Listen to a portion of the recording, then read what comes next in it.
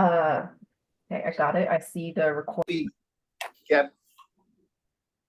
Gabby Davidson is on. Gabby, Yeah. thank you. Good morning, everyone, and thanks for the opportunity to speak. We appreciate it.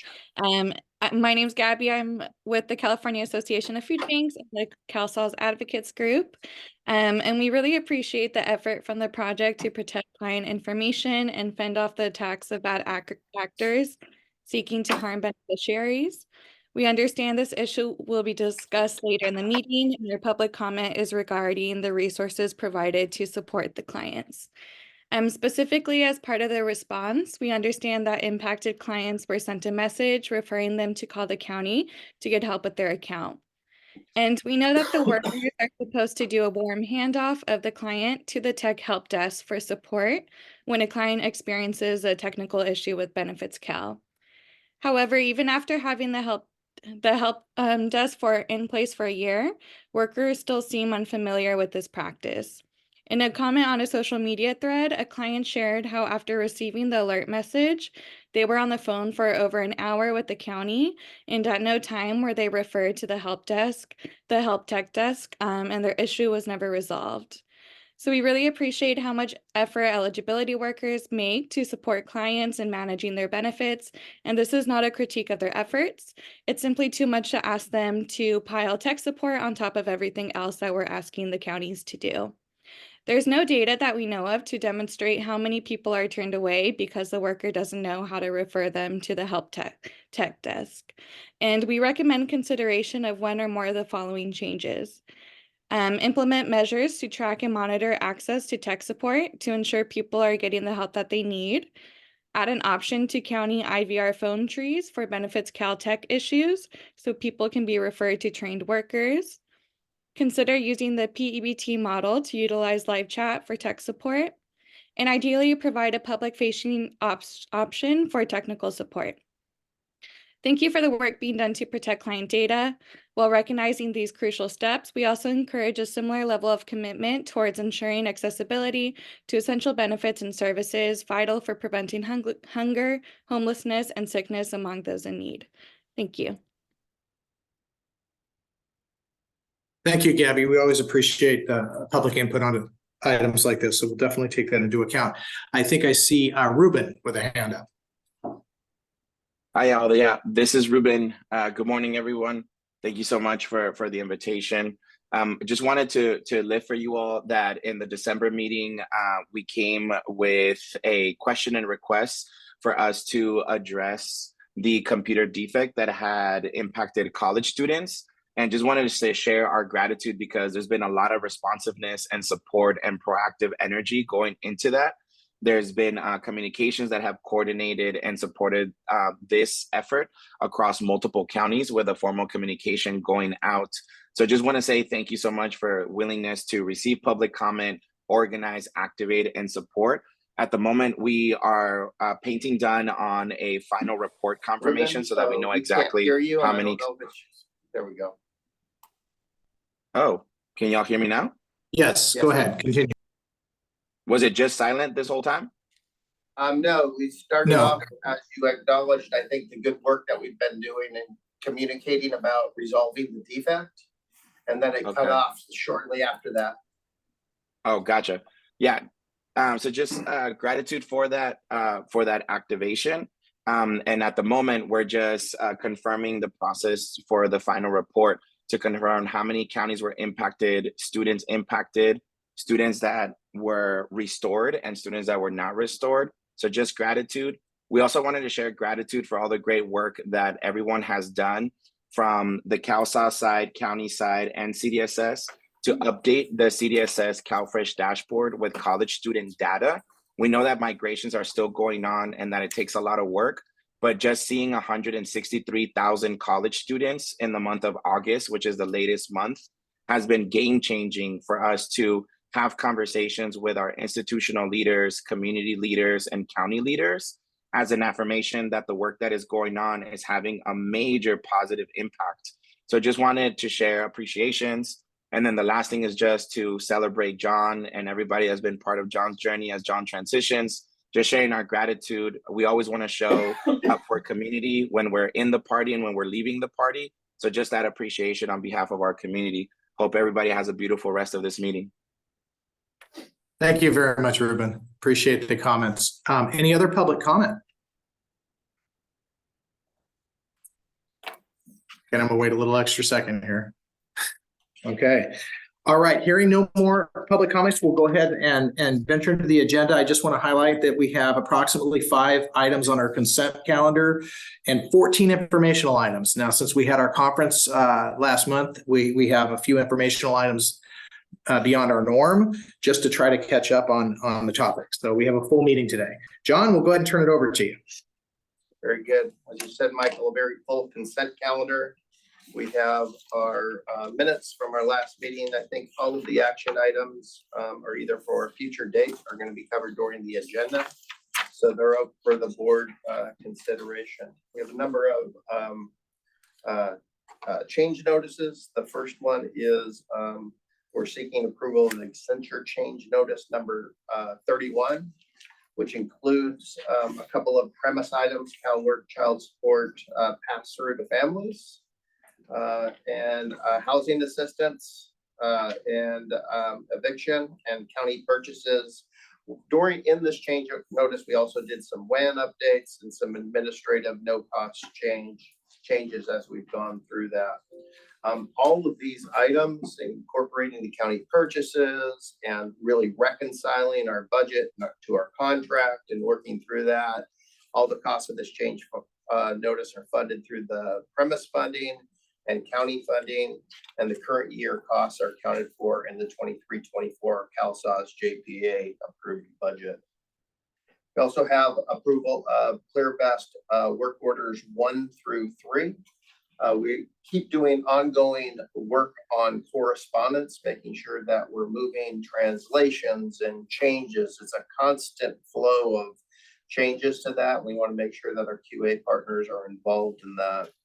We also are seeking QA services on 6 premise items that we have already approved for Accenture and are working through the Accenture queue to have QA on that.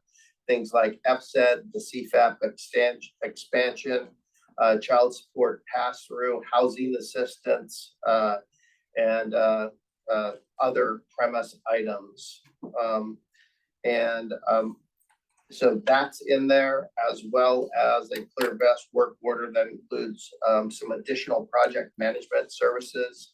As you know, Wendy Batterman and Gretchen Williams were key in helping us out with our conference. They provide significant, as well as others, project management services as we go through to help support our management team. So there's a work order in that as well. And all of these things, again, are within our contract and our approved budget. We just need those worked through.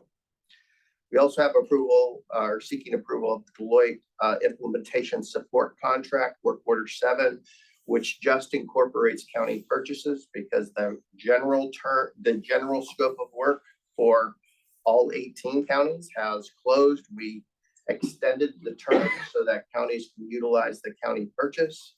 And we can see that San Francisco, Santa Clara, San Diego, and San Mateo counties have exercised county purchases, and those are funded through the county funds, and we're looking to incorporate those into the contract. The last item is our staffing partner, Regional Government Services. We're looking at contract amendment number 39. This is a yearly change that we do. It includes an update on salary schedule, and it's going to be an average of an increase of about 6.2%. That includes step increases that our staff have achieved because of their longevity. It also includes updating some of our positions to a salary schedule that's getting closer to be equivalent to San Bernardino County. I know when we started off migration, we were trying to reconcile to Los Angeles County. We haven't been able to keep up with that. But as our lead administrative county, San Bernardino, we're trying to have somewhat equivalent salaries to remain competitive as we go forward and doing those adjustments, but it does work out to about a 6.2% inclusive of this step, which is effective on March 1st, 2024.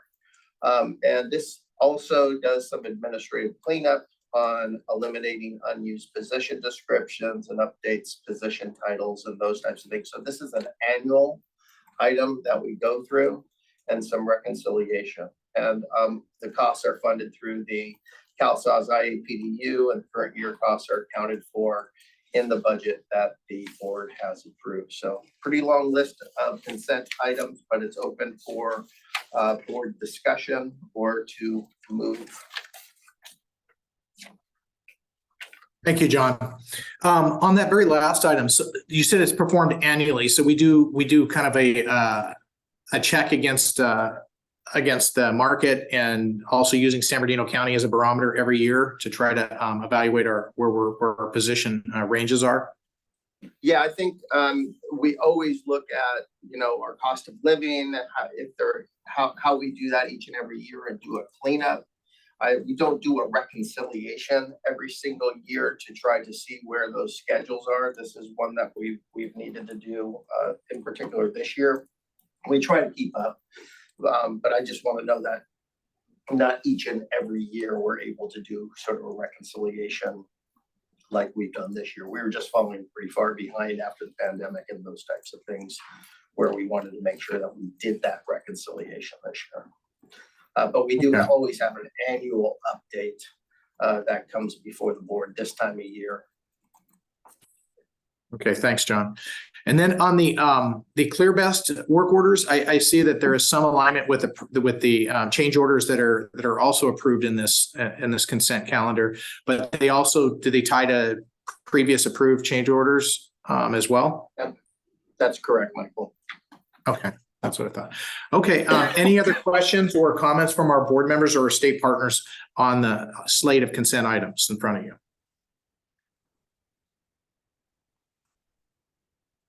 Any public comment on the slate of consent items?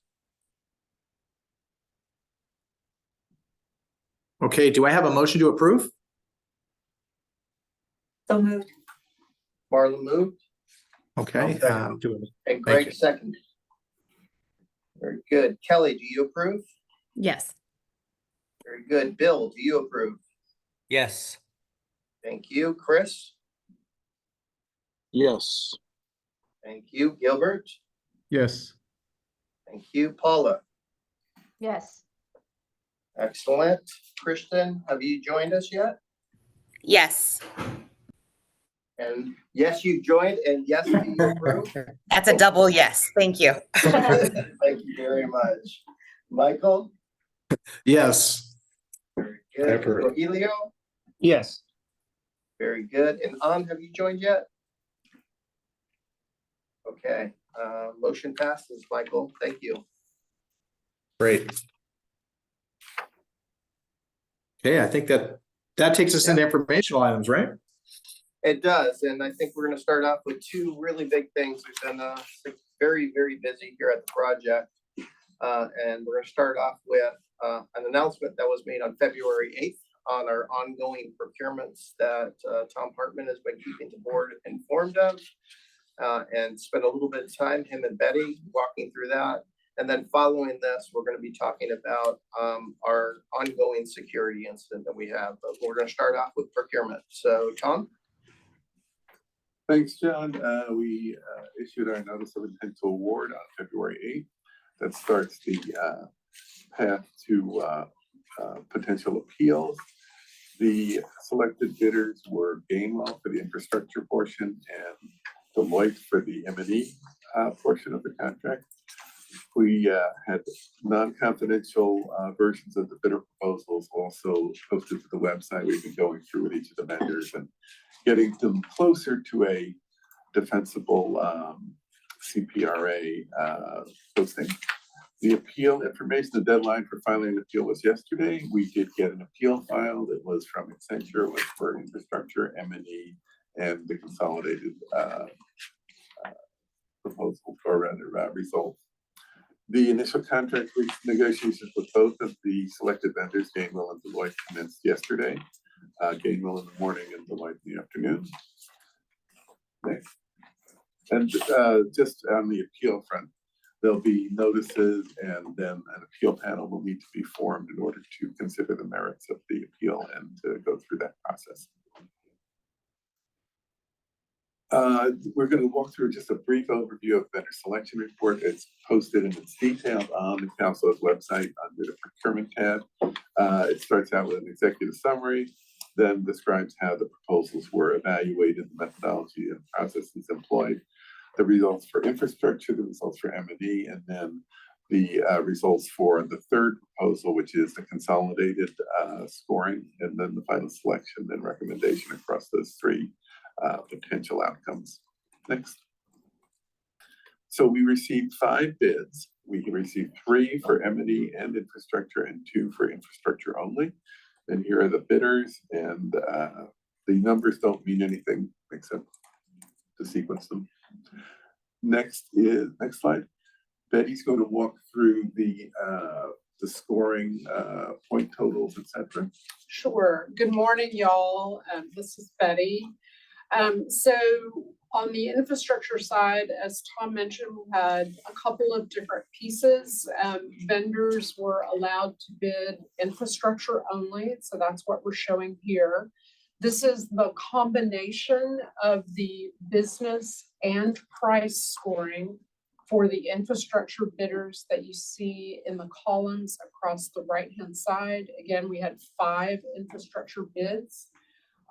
Those were evaluated. And if you look at the bottom row of this chart, you will see the overall scores when you combine both business and price aspects. And you will see that Gainwell had the highest score and was selected. On the maintenance and enhancements front, so this was also a way vendors could bid the maintenance and enhancements scope of work. You will see the 3 bidders again in the columns along the right, and their overall scores, both the business scores, the price score, and then their totals on that bottom row. And you will see that Deloitte has the highest score on the M&E front. And then the third step, you heard Tom mention the consolidated effort, and we had 3 vendors who bid both aspects, the infrastructure piece as well as that M&E piece.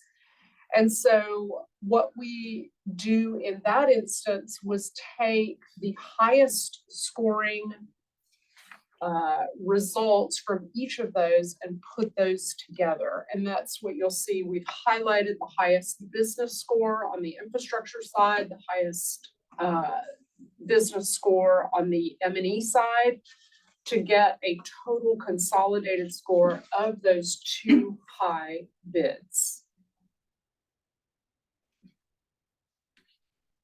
Similarly, on the price side,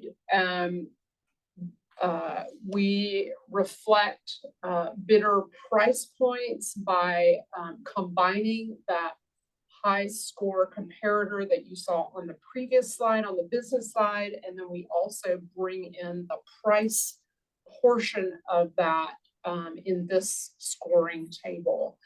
And you can see that high score comparator was 2 separate proposals of Gainwell and Deloitte.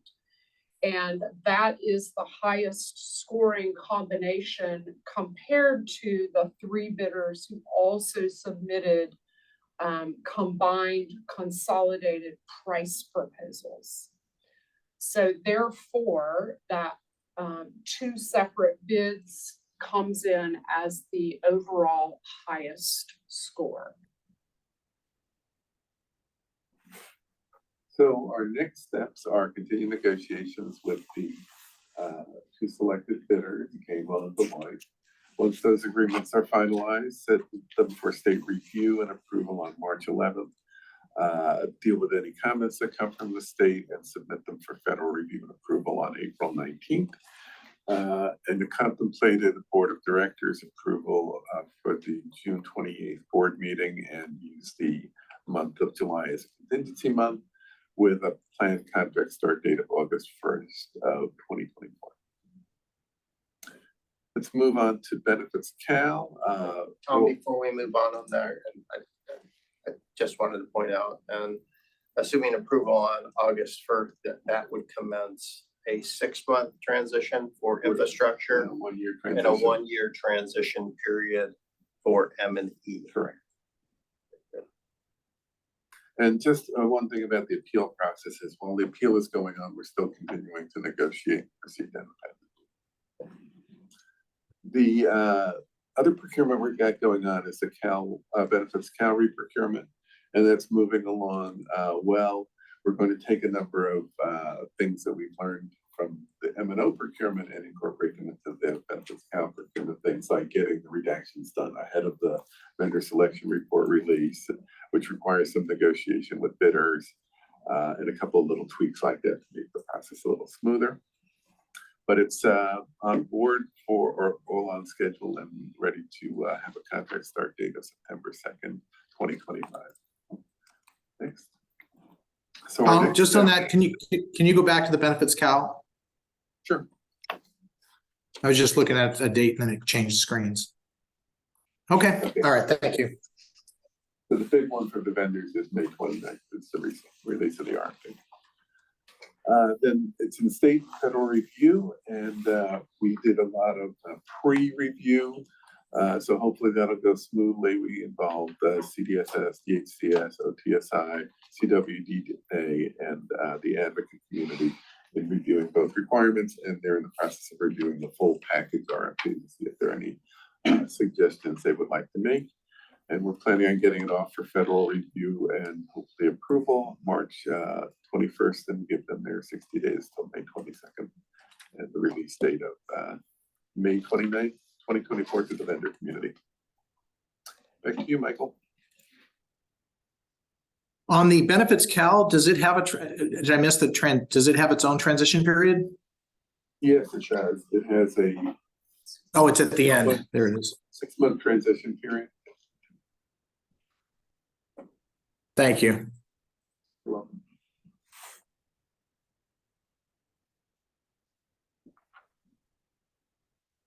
Okay, did that conclude the presentation, Tom?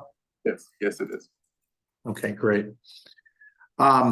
Any questions, comments from our board members or state partners on the procurement process that was just highlighted? I do want to confirm part of Betty's presentation, so I'll ask a question. So the comparison that you showed us, we intentionally went out and split this bid into 2 different groups, but for M&E and infrastructure separately, but vendors could bid on them together, and we were able to compare whether the separate bids were actually higher combined value than a combined bid, and that was the conclusion, correct? That is correct, Michael. Okay. All right. And as you can see from the numbers, we did get a lot of good competition. No, there's great competition. I just wanted to clarify that. So thank you. Any comments, any questions? Again, from our board members or state partners before we move to public comment. Okay, any public comment?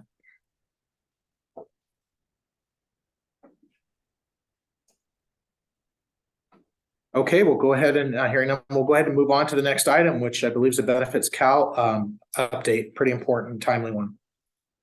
Yeah, Michael, first of all, thank you to our county partners. We've been working diligently. Hopefully, you have been receiving the executive communications that we've had out. And we've been having daily meetings with your county folks regarding a security incident that has occurred. So we want to bring you all up to date on what has occurred, how we are working diligently to be able to mitigate its impact and sort of the path forward that we have. So let's go to the next. I think we're just going to be doing this one as a verbal update. There isn't slides. We've been working with your folks on disseminating information. So I'll turn it over to Laura to get us started. Thanks, John. So I'll kick off with some context and some background, and then I'll be handing it over to Arnold and Rachel, our executives for our two vendor groups, to talk about some of the remediation and forensic activity that continues to be ongoing. But from a little bit of background that we've been sharing with your folks in our meetings this week, what we're seeing from security experts globally is there have been more security incidents reported in the month of January than the entire last year of 2023.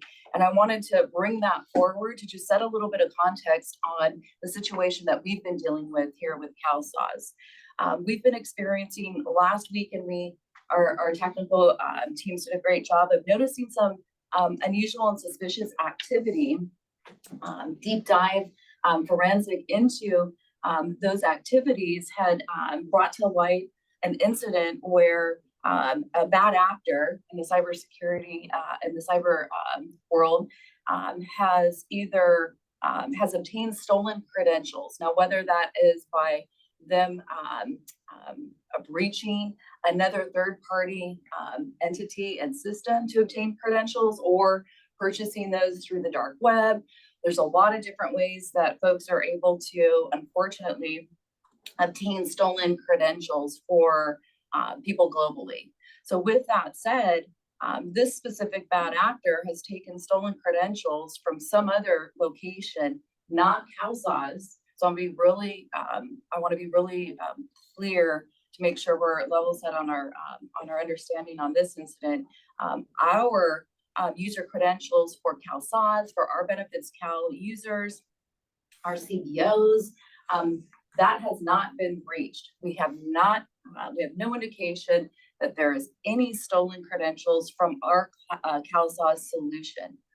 But what we found were, millions of credentials out there to be had that are stolen.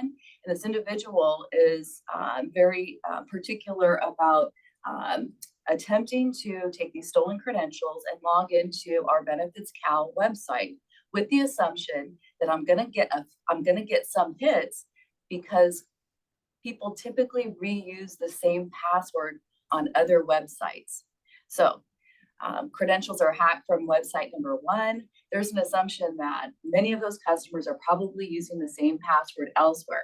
And so with that assumption, they take that information and they attempt to, script a bot to be able to access other websites to see if they can access some of those customers that they've stolen credentials on into these other websites. And that's the situation here.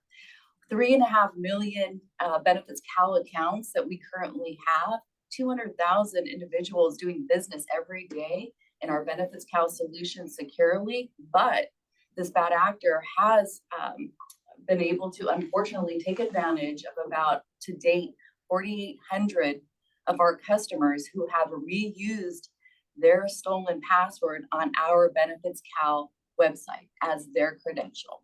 So that is the situation here. And I want to be very, very clear, because we hear security breach and a lot of folks automatically think that we've got a breach as far as stolen credentials from our system. So I want to be very clear, this incident is not that. But unfortunately, some of our customers have been taken advantage of in this situation. And so the tech teams, your county folks, our state partners, we quickly mobilized, because we want to be able to remediate to the best of our ability the situation so that these customers do not continue to be impacted. And so we immediately have identified those accounts that have been compromised.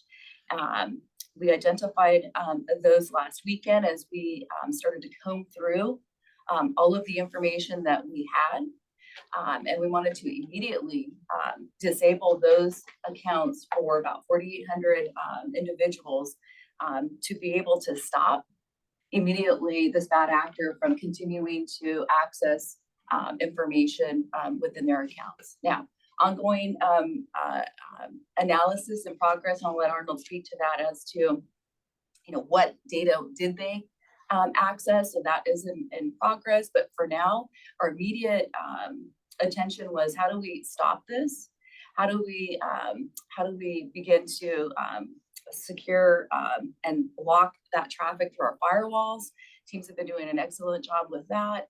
And then lastly, the most important piece here is multi-factor authentication, because no matter how tight your network firewalls are, multi-factor authentication in this instance, where stolen credentials are reused, is the most important security measure to prevent this going forward.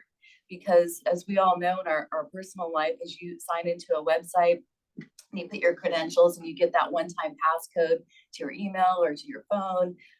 That really is confirming that you, with your contact information that we already have, that has not been touched, has not been updated or changed by a bad actor, that one-time passcode is going to that customer to make sure that they are authorizing access into this account. And if not, then they know that their account is possibly being breached. So that one-time passcode is really important. And so we had moved forward after communication and consultation with our county folks, with state partners, as well as our advocate community, that this is really necessary for us to be able to contain this specific security incident that was an active and fluid situation, as well as an important step going forward to make sure that every login to Benefits Cal going forward includes that multi-factor authentication. Currently, it's an option for customers who want that extra level of multi-factor authentication security, but unfortunately, a lot of customers, choose not to opt in for that. So we went ahead and moved forward with making that required and mandatory. The next item that we started to focus on and have been partnering this week is with our partners up at FIS, supporting our EBT solution. So as we partnered with them to share the information that we had, and through their analysis and sharing information back with what they had found, in an abundance of caution, we have made the recommendation to your counties to cancel the EBT cards that are associated with those compromised accounts and to reissue new EBT cards, allowing those customers to then reset their PIN on those EBT cards. So ongoing analysis with FIS and the information that we've been sharing back and forth, but again, in an abundance of caution and wanting to make sure that we are securing what we can for these customers who have been impacted.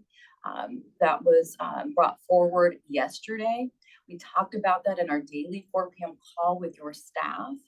And last night around 9:30 p.m., we sent out the case listings of those cases where there's an active CalFresh or cash program that has an EBT card associated with it. So we isolated those specific cases, about 4,000, and we disseminated those case listings to your counties for your staff to today start to work on those case listings to cancel the EBT card and reissue, and reach out to those customers as needed, whether they want to receive that via mail or to come into the office. We talked about that last night.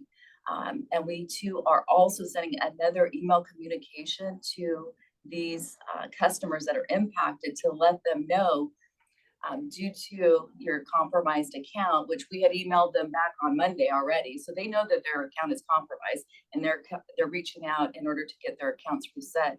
We're sending them another message this morning to say, due to your compromised account and an abundance of caution, you're canceling your EBT card and reissuing. A local county may be reaching out to you with regards to this activity. So we want to make sure we're keeping those customers updated so that they understand what's occurring on their account. And we've been partnering with your staff every evening at 4 p.m. To listen to what their experiences are, obtaining feedback, and then providing information that we're receiving daily on our analysis back to them. So we appreciate your folks jumping on every evening with us so that we've got a forum to be able to share information as we move forward with this incident, to be able to contain and remediate for these impacted individuals. So in a nutshell, that's really the situation from the CalSAWS project perspective. Laura? Yeah. And I know that's a big nutshell. Oh, I know, I know. So I want to make sure just for a second to summarize, because we've been working very diligently and been getting this information out to the counties. But in summary, as we walk through that, is number one, we have divided the over $3.5 million, 3 million accounts into two different groups. Right. The first group is the majority, the 3.5 million that we now have put in place multi-factor authentication to be able to continue the protection that they have and increase that protection. That has been put in there. They are going through that process. We've monitored that process. They're self-serving. They do not have to go to the counties for that, but if they have questions, they can go to the counties, and the counties can get support through the technical help desk. So that is the significant majority of that. On a very small minority of cases, we have locked them because there has been inappropriate access from those bots on those items. And in addition to that, we have locked them, and we're taking the additional step on active CalFresh and CalWorks to provide a list of the counties and to work with the counties and FIS to go through a process to reissue the EBT card as we go forward. So on that minority of cases, that's where they need to call the county. The county validates who they are through sources. We provided some information and support. As the county validates who that individual is, then they can do a worm transfer or a ticket to our technical service desk, who will work with them to reactivate their account and to set up MFA as they go forward and work through that. So again, two groups of cases that we're working, two groups of accounts that we're working through this. One is that very high self-service. The other one is the high touch that needs to have the county involvement and the technical help desk involvement. Okay. Rachel, I would love for you to describe some of the thoughts that we've gathered from county folks as well as our advocate partners on security tips and education as we move forward, so that people really understand, some of the necessities around, doing business online. I think it's pertinent to the discussion, and then prevention going forward as well. And Rachel, before you hop in, Michael, do you want to do your question now, or do you want to hear after Rachel? Part of mine will be probably what Rachel addresses, so I'm gonna let Rachel go first. Thanks. Uh-oh. I hope it addresses it. So we have heard feedback from the counties and the advocate communities about a couple of topics.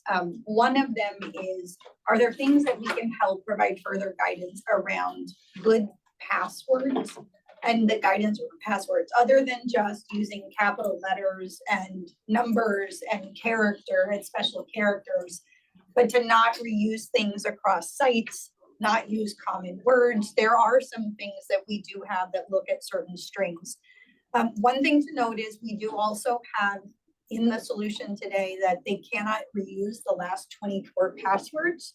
So if they attempt to reset it to something that's common, it'll ask them and prompt them today to actually reset that password to something else. So the first piece is really looking at the passwords themselves. We had an interesting dialogue yesterday with our advocate community. I don't know if anybody uses their iPhone, but there is a nice little feature on your iPhone that if you go and look at security and recommendations, it will tell you if you have a compromised account. It will actually tell you every website where your password has actually been reused, and something that you should consider. There's a service that's available through a vendor, I think it's through Google, called password leakage. And it helps to identify all of these particular passwords that have been compromised. So we're going to provide a little bit of guidance about that as well. And then we're also going to provide some guidance just in general around how to protect passwords. Some people store them on their phones, so we're going to get some guidance from our security folks to provide further ways that people can protect it, so that if they don't store it on their phone, if they're going to a library, if someone is calling them and asking them for their credentials, that there's a number of things that we just want to make sure that they're protecting. And we'll be running this through counties, we'll be running it through the advocate community for guidance, through community-based organizations as well, since they have a lot of direct connection with customers also. And then lastly, before we go to questions, Arnold, maybe just a brief update on the forensic activity that's ongoing.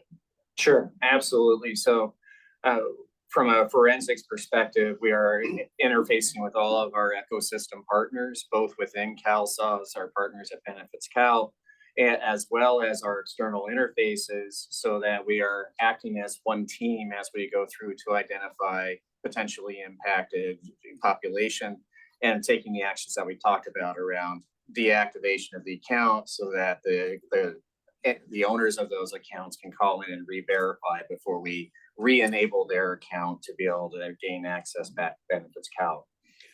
In addition to that, we are looking at the other attributes that were used in some of the exploits that we have been seeing, and saying, what are some of the other areas where we can defend?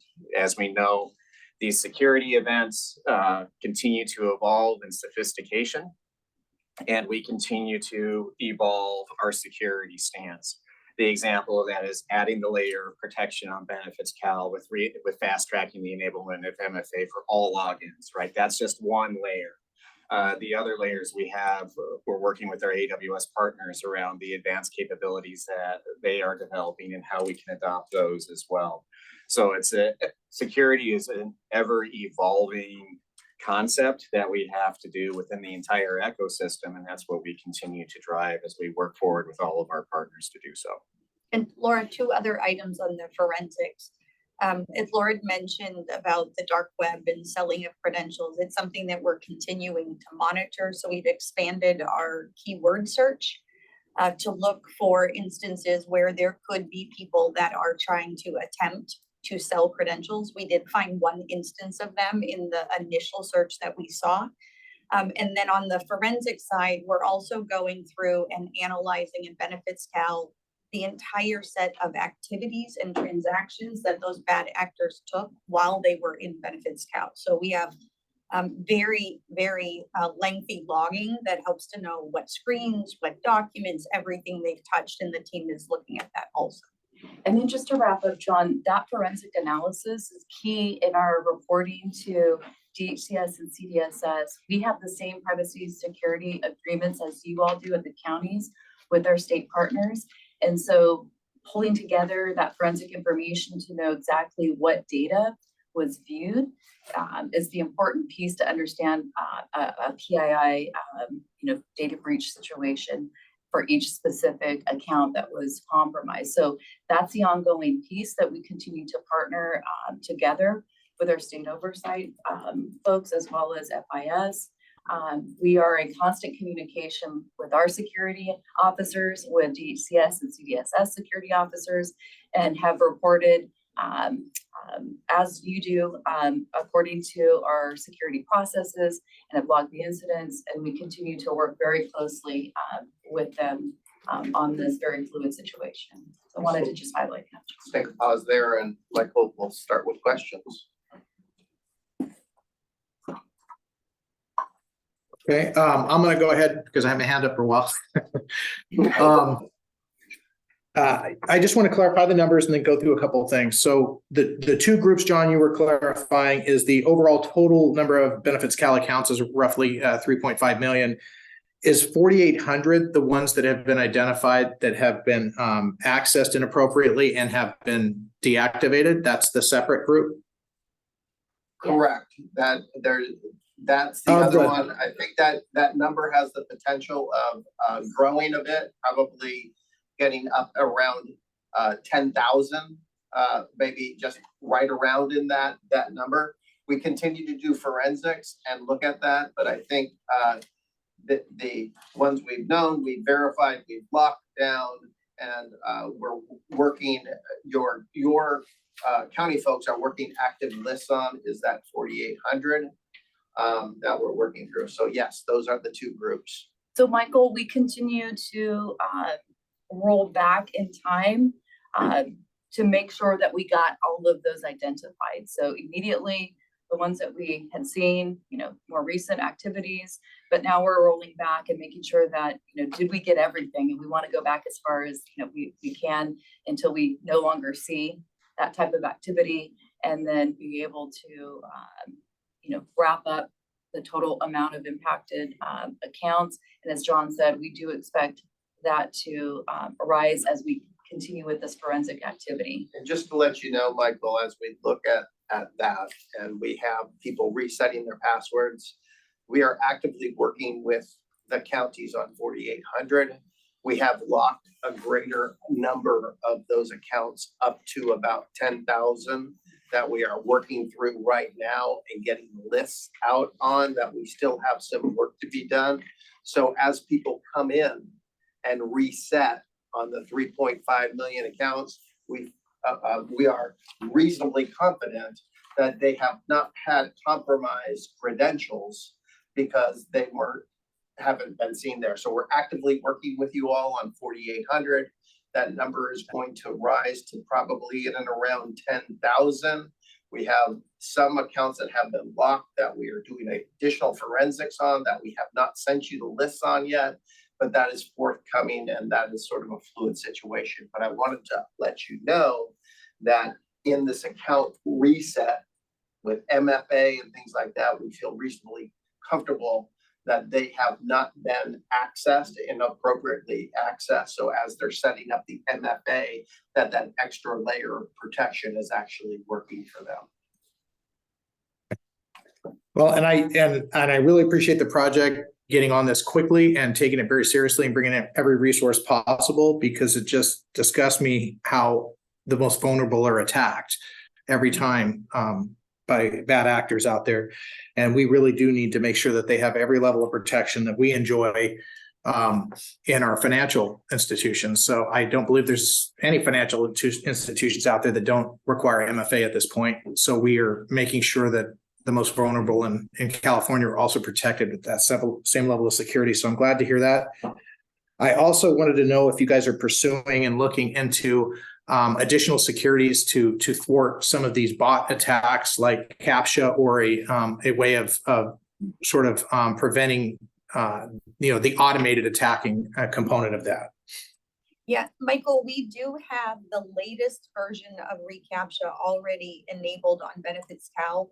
The current version that's on there, which is the latest, uses an algorithm to sense the likelihood that there is a bot so that it doesn't create a barrier for individuals, but that already is enabled. Okay, great. Because I've experienced different CAPTCHAs, and some of them are a lot easier to navigate than others where you can't interpret what the letters look like.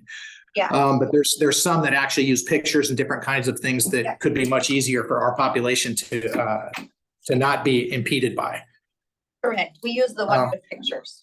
Yeah. Okay, great. Thank you. And then I also wanted to find out, because MFA is so important, what kind of monitoring we're doing on, and also instructions for verification when someone wants to change their MFA transports, which could be their email or their what, I don't know how many different ways we're offering it, but their cell phone, so that bad actors don't change it to their credentials. Do you want to? So on the first one, Michael, so one thing just I want to mention on the MFA, I want to make sure that everyone understands, we're not allowing people to disable MFA. So that's one thing, because there is an account management function previously that somebody could disable. For those. Right, though it's that- required now. It's It's required. required now. Required now, but there was a function that you could disable it. So I just want to I make sure see. folks that know that you cannot disable it. In terms of the guidance around making changes to passwords, we do need to work on including some language on the screen about suggestions around changing those passwords, because we want to give them some more guidance. That was the feedback that we heard from the counties as well as from the advocate community. So we have had instances where people have called and said, my phone number has changed, my email has changed, I want to update my account. There's currently a process where those right now are going through tickets because people have not been updating those online. So we need to look through the path forward around how people would update those if they're going to do them online or they're going to do them through a ticket, but we want to give them guidance nonetheless. And then just to answer Michael's question about how do we know this bad actor has not changed the email or the phone number? So one, that was part of the analysis that that the Accenture team had completed on the compromised accounts to know that no, phone numbers had not changed. And number two, the emails have not changed because that's in ForgeRock. You cannot change your email account in ForgeRock. So we know that those have not changed. Yeah. And so those are two important pieces of information that we needed in order to be able to turn on MFA and to bring Benefits Cal back online, to know that this bad actor did not have access to change either one of those. So that's what's allowing us from a security perspective to move forward with MFA, knowing that that's going to be providing a very important security layer. And it's a two-phased MFA. One was forcing it, getting it in place so we could safely bring back up Benefits Cal and get people using it. Yes. The other one is to make it more elegant, Yes. provide more information around it, Correct. go through user-centered design, Yeah. those types of things. That's going to be more like a 12-week process that we do and go through in order to streamline it and make it more elegant. There's also going to be an interim in that where we're going to put yet another MFA on the account linking Yes. piece of that to add yet another layer of protection. So this is an iterative process, one, to bring up Benefits Cal quickly and safely so we can continue to receive applications and people could access it. Two, to add the additional layers of protection for the account linking, which on those compromised accounts is disabled right now. Correct. And then three is to make it more elegant and streamlined and user-friendly. And that's about a 12-week process. One other just clarification too. We do have email addresses and phone numbers that are tied specifically to accounts. So if a customer were to change their phone number through normal channels, like you would do a change of address, that's separate and distinct. So that would not apply in this particular instance. So I want to make sure that that's also clear, is this is very account specific credentials that we're using for authentication. But we might want to make sure that county processes and any process we have in place for making changes to contact information has sufficient validation, just as reminders that can be a method by which bad actors could be trying to infiltrate. I did want to ask if we can quickly put together some videos, those quick video snippets on best practices around security, specifically in this area for our users, because I think the education piece is really important. Specifically, even targeting certain areas like which might be the easiest area for compromises, that they share the same password on their email account that they do on Benefits Cal. The email account they set up there, I mean, it'd be not that illogical for someone to think, okay, well, I set up my email for this purpose, and now this is my password. I'm going to keep it on both. And when we give generic kind of security advice saying, don't let any of your passwords be the same, that's not realistic. People just don't do that. But they shouldn't have their passwords on financial type of sites like this, or their banking or anything like that, be on anything else, including email. But I want to emphasize email because I think that should be in the staff instructions, and as we're helping individuals to make sure that they've changed their email. password, because that might be the one that was breached. And not just get them re-authenticated back into CalSOS. So we'll take that action item. We already do have some instructional videos that we are reusing right now, but we'll take it as an action item for next month that says what instructional videos, help tips, those types of things have we put out on the Benefits Cal that we've disseminated and that we're sharing to be able to aid the public through this time and educate them. So that's an action item. And I think Okay. that's also an action that we've been taking with the counties, et cetera, to, as part of the messaging to the customers as they call in to do that and realize that. And I know Don Wilder and the technical help desk staff, one of the questions as they're working with that customer to be able to enable MFA and then reactivate their account, that's one of the questions in their script is, do you have the same password on your email? If so, let's utilize Good. phone as your MFA token versus email. So those are conversations that I know Don's staff are having with these specific individuals as they are working to get them reactivated. But we really do need them to change that password so that we know that Yes. their email is a safe channel. Yes. And Okay, we are great. also, and just so you know, we are also advising all the clients that we speak to on this issue of the best practices and tips for not reusing passwords. We are also specifically telling them that we are advising that they change their email password. And that if they want to use an email for their MFA, that they go change that password before they set up their MFA. So we are going through a lot of information with them on how to make this process more secure. Okay. All right. I appreciate the diligence on this. I'm very passionate about it. As you can tell, I have been a victim of identity fraud. And so I know how much it can cause havoc for people. So I really want us to make sure we're thinking of all the what ifs and how we can safeguard that. So I'm going to open it up to others who may have questions on our board and board members or state partners, or any comments, feedback they might have. Greg, thank you. Yeah, I'm wondering, previously it was an option to have the MFA. Do we have any data as to how many folks prior have been using that up until now?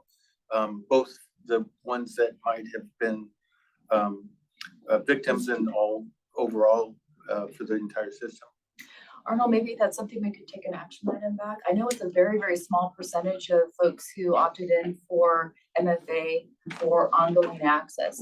With that said, since day one, we've had multi-factor authentication in place for a brand new account, right? Because bots definitely love to create accounts on websites to kind of bring topple you over from a performance perspective.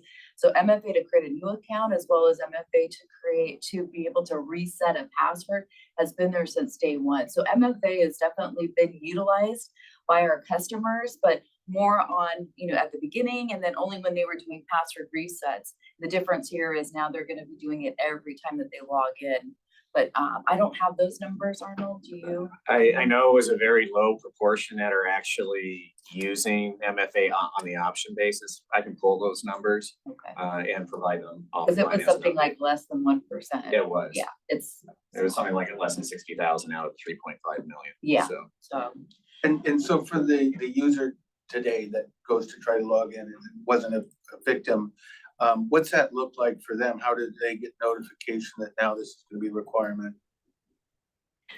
Rachel, do you want to talk about some of the information on the welcome screen to let folks know that this is a change that they're going to see, and as well as I know there's an MFA video out there. Do you want to talk a little bit? There was an announcement, correct me if I'm wrong, Lynn, that we added to the homepage. Yes. There's an announcement. So we have a rolling at the very top. There's a list of announcements that people can log in. It has been bumped to the top as the highest priority. So it's the first one that they will see.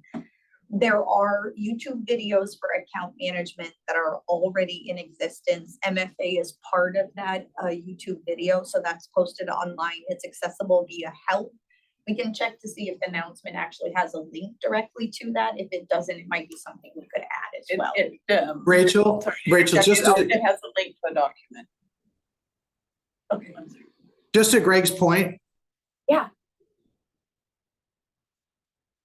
Oh. That was a It great was picture. important. Yeah. You froze, Better Michael. than An important question. Yeah. All right, let's continue. Michael will be back in a second. Marla, you are now chair. Okay.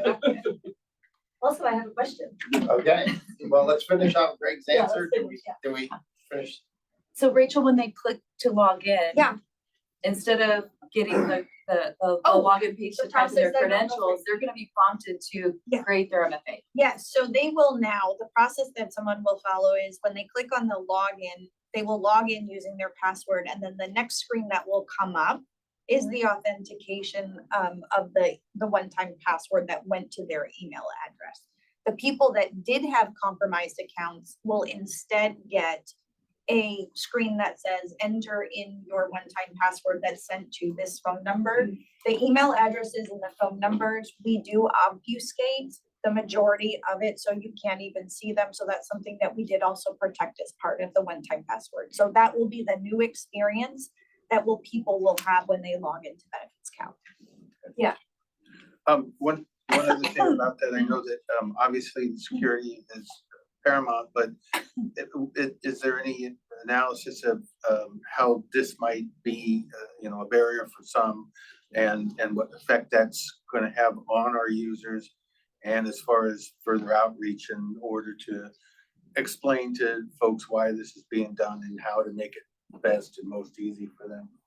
So in our discussions this week with the advocate co-leads, they too brought up that concern. And so as John was explaining, we would like to, once this incident is contained and completed, we want to go and seek some more elegant designs, user-friendly designs. Are there other pieces of information or tokens that can be used as part of multi-factor authentication that could be some other alternatives? Those are the things that we want to explore further, so that keeping security at top of mind. But are there some other things that we can dovetail in to multi-factor authentication to assist our communities who are utilizing Benefits Cal to be able to securely access but easily access the system? So more to come as we start to look at what's feasible to add in there and to design that out further. Thank you.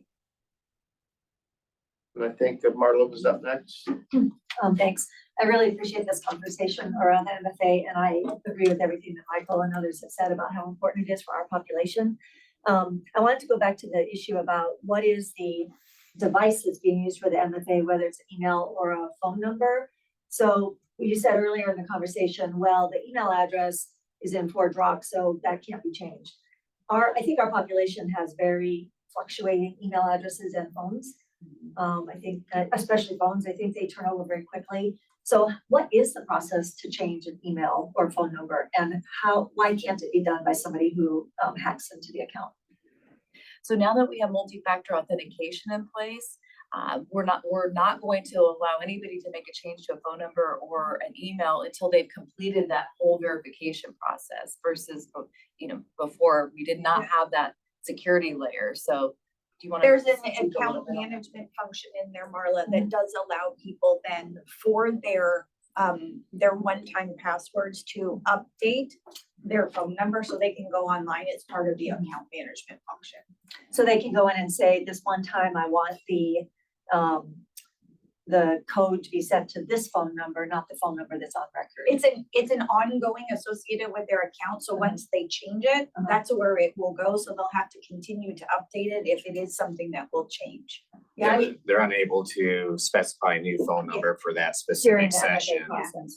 That's right. And that, from a security perspective, we do want that too, because if somebody were to get access, they could send it to Right. anyone. I do think we're gonna have a lot of clients whose emails change and phone numbers change. And I'm wondering how we're gonna handle that. Is that gonna be part of the help desk, the technical help desk, or are our county employees gonna have to help through that? And what will the clients do? If they've lost their email access or they've lost their phone, now they need to change that to even get in. Are they gonna have to come into the county? I think part of this is we're still early on in this Yeah. process. The first thing is containment, adding security, and then making it more elegant as we go forward. So I think we're still in the process of sort of containment and hardening that security layer. And then simultaneously and quickly, we have to look at access channels. How are we how are we shutting off? How are we doing those types of things to make it more elegant? And this is, of course, going to be an ongoing discussion that we have as we go forward. So, I mean, these are all great points. Welcome back, Michael. So, yeah. So I did not get hacked, but somehow my system completely, too soon for that, but somehow my system just completely shut off. Well, in any event, I was starting to ask a question off of Greg's just about the user experience. So as they go to get back into Benefits Cal right now, do they get prompted to establish their MFA credentials? I mean, how's that experience? Yeah, Michael, there is a prompting that mandates that they do that. We have walked through pages with your folks on what the user experience is on that forces them into that process before they move on and work through that. So for existing accounts, we already, as Laura had mentioned, I think earlier, we already had authenticated individual emails. So the process is that they would log in, and since we've already authenticated their email, the next thing that they will get after login is that second factor authentication, requesting them to enter the one-time password. For new accounts, it is now prompting them to make sure, just like we did before, Laura said, asking them to go through the process to establish that. So the experience will be a little bit different, but they won't have to establish MFA for existing accounts because we've already authenticated them. If they would like to add additional MFA, because you can add both phone and email, that still is something that we could do. Yeah. And then the compromised accounts are obviously locked, and those go through the technical help desk, where those discussions are had as to what's the most appropriate way to set up your MFA based on what's their personal situation that might be going on.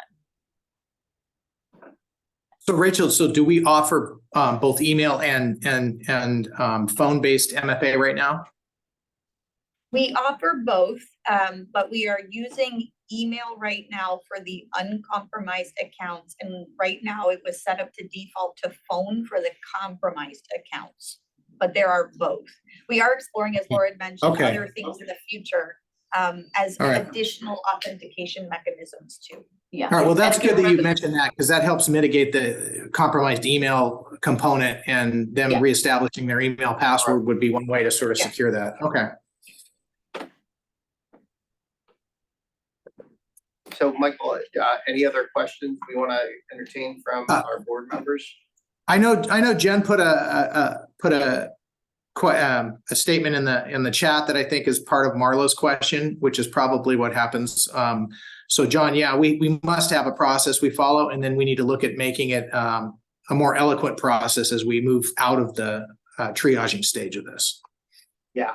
So if we're on the public comment, we will take that as sort of the next phase and sort of user experience, and make sure that we get back with everybody on that. Thank you for that comment, Jen.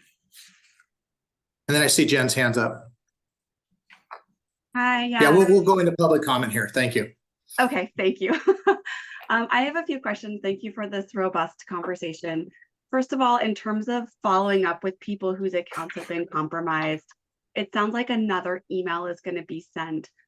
Will that email include some kind of information so that if the worker that the client contacts does not know about the Benefits Cal Help Desk, which we continue to hear that workers are just completely unaware, even though this tech help desk has been rolled out for a year or more in some places, will that email provide some kind of guidance so the client can support the worker to know how to help that client, to say they need to be referred to the Benefits Cal Tech Help Desk, or refer to a CIT number or something to guide the worker to be able to help them? Jen, this is Laura Chavez. So we definitely took that feedback, and we have since inserted journal entries with the information that that case is associated to a compromised benefits Cal account, and have also included information for that worker around verification process and then subsequent warm transfer to the benefits Cal technical help desk, so that it's very clear as to what their next step is. And we feel like that could definitely be a help to make sure that all of those experiences are consistent with the agents across all of the different counties. Okay, so somebody will get the email, they'll call the county, the worker will look up their case, they'll read the case notes, and they'll Yes. see that journal entry with the guidance for what they need to do to help that person. Yes, yes. Okay, thank you. I really appreciate knowing that that is happening. Yes. I also, the mention of like, once the person's validated and then they get the warm transfer or a ticket for the benefits Cal help desk, I'm curious to hear more about that process of if it's a ticket, how long do they have to wait? Will they be alerted when their account is fixed? Like that ticket process, I have not heard anything about that before. So in terms of the benefits Cal technical service test tickets, what's happening, as you earlier indicated, was that they're doing a warm transfer to us after they validate the identity, or they're sending us a ticket after the county validates the identity. In either case, we are sending that over to our solution team that is handling the reactivation of those. Now during the period that, for example, Benefits Cal was offline, those tickets were not being worked because obviously we don't want to reactivate while we are shut down, et cetera. That has resumed, and they are working those quickly in terms of getting them back to the Benefits Cal technical service desk. Once a reactivation has occurred by that team, the ticket is returned to the technical service desk. At that point, we recontact the client. So we will make a phone call attempt to reach the individual, at which point we will let them know that their account has been reactivated. And then we walk through a lot of those things that I was talking about earlier, where we help them with, now what are the next steps? What do you do with this MFA? All of the helpful tips and tricks around resetting your email password, et cetera. So our agents will then work with them to walk that through once it's been reactivated. So that's the primary method by which they know that their account has been reactivated, and our assistance with them to make that happen. If we don't reach them and it's clear that it's their device, in other words, their voicemail identifies them as it's them versus being generic, we will leave a specific message on how they can get back to us through the county. If their voicemail is generic, then we leave them a more generic message saying, please contact the county related to your recent concern. Thanks, Dawn. So Jen, that's the method.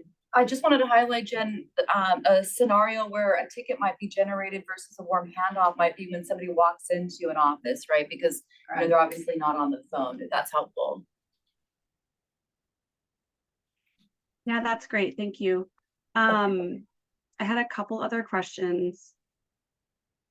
So I'm wondering if there's any way for people who are, if this is their reporting month for a SAR 7 or recertification, and they're not able to get into their account because of this security breach, and then if it takes however long to find a worker that can help them, is there a way to protect those accounts from having their benefits canceled until we know that their account is like reactivated? We've proactively reached out to our state partners and are currently working through a discussion on that to see if there's some type of good cause if something comes up of that. So we have not run that to ground yet, but we have proactively reached out to see if there's anything that we can do on that. That is work in progress. Thank you, John. I appreciate that that's already underway. My last question is about the account creation process. We are continuing to hear that people, either the code doesn't work for them, that they get the code, they type it in exactly as it says, it still doesn't work. There's also still a very cumbersome process where if people are creating an account, they will get the phone and the email code at the same time, and it's very confusing. I had an attorney from our benefits try to create an account, and it took her a very long time to figure out which code she was supposed to use. Can that be addressed as part of these changes to make this process easier for people when they're getting multiple codes to verify phone and email? So that's one part, is the multiple codes. The second part is just, is there anything being done to track or monitor when the code isn't working for people? So we will take all of those offline, again, two-step process, protection, then making it more elegant and streamlined. We appreciate the comment, and we are working through those things to make them more streamlined. Appreciate the suggestions. Thank you very much. Any other comments on this item?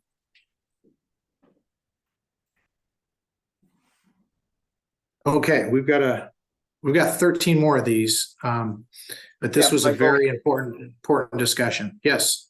And I want to bring up to our presenters that we are probably about 40 minutes behind, so I need everybody to ratchet up some of their presentations, give the public and our board time for questions if we have, and then we can dig down. Do not go into a bunch of detail. On agenda item 7, Michael, CalSAW's conference debrief. There's some good slides and materials. We don't need to walk through those. It was a great conference, and we've gotten some good feedback, and will be some ongoing things that we use in planning a future conference. Thanks. In the interest of time, we can move past that. Skip through that, and then get to Holly on agenda item 8, the quarterly fiscal update. Thanks, John. So I'll try and be quick as well. Just very quickly on the January governor's proposed budget, we were able to verify that we did receive the funding for CalSAWS as expected, and also in this last year of the CalWIN funding. We are working through 2 adjustments, one for CARES, which was a shift, and also working with CDSS to sync on the Benefits CalFresh parity enhancements, and we're already working through that as part of the May revise. Next slide is our a quick update on our IAPDU, or Implementation Advanced Planning Document update. This is our funding request documentation. We submitted that on January 31st. We use the as needed process. That's the process that allows us to request updates for current year as well as budget year, versus the annual process, which would have only been focused on state fiscal year 25-26. So collectively, for the budget term, which is through June 2026 right now, the impact is an increase of 6% to budget year, 21% to state fiscal year 25-26. But we did report out on actuals for prior years, resulting in some savings, giving us a net impact increase of around 4%. The bottom of the slide includes a number of the changes that we did include in this. I won't go over all of them, but just call out a few. We had a number of changes in our technical roadmap category. These are must-dos, as you heard earlier, just wrapping up the last conversation. We have a number of enhancements related to security. These are changes that we are required to do to stay up to date with various standards, including National Institute of Standards and Technology, or NIST, and various other standards that continuously evolve over time. And then one other one I'll call out here is we did include a request for funds to conduct an assessment. The assessment would be to look at options for multi-cloud environments. We heard the feedback from you in prior meetings that there are concerns due to our sole dependency on AWS for cloud services. This is only an assessment, but it would consider non-AWS cloud services such as Azure or Google Cloud Platform, for example. So we would be looking into various options in this area.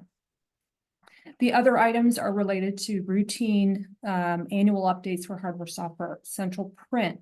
Our state partners had requests for updates as well.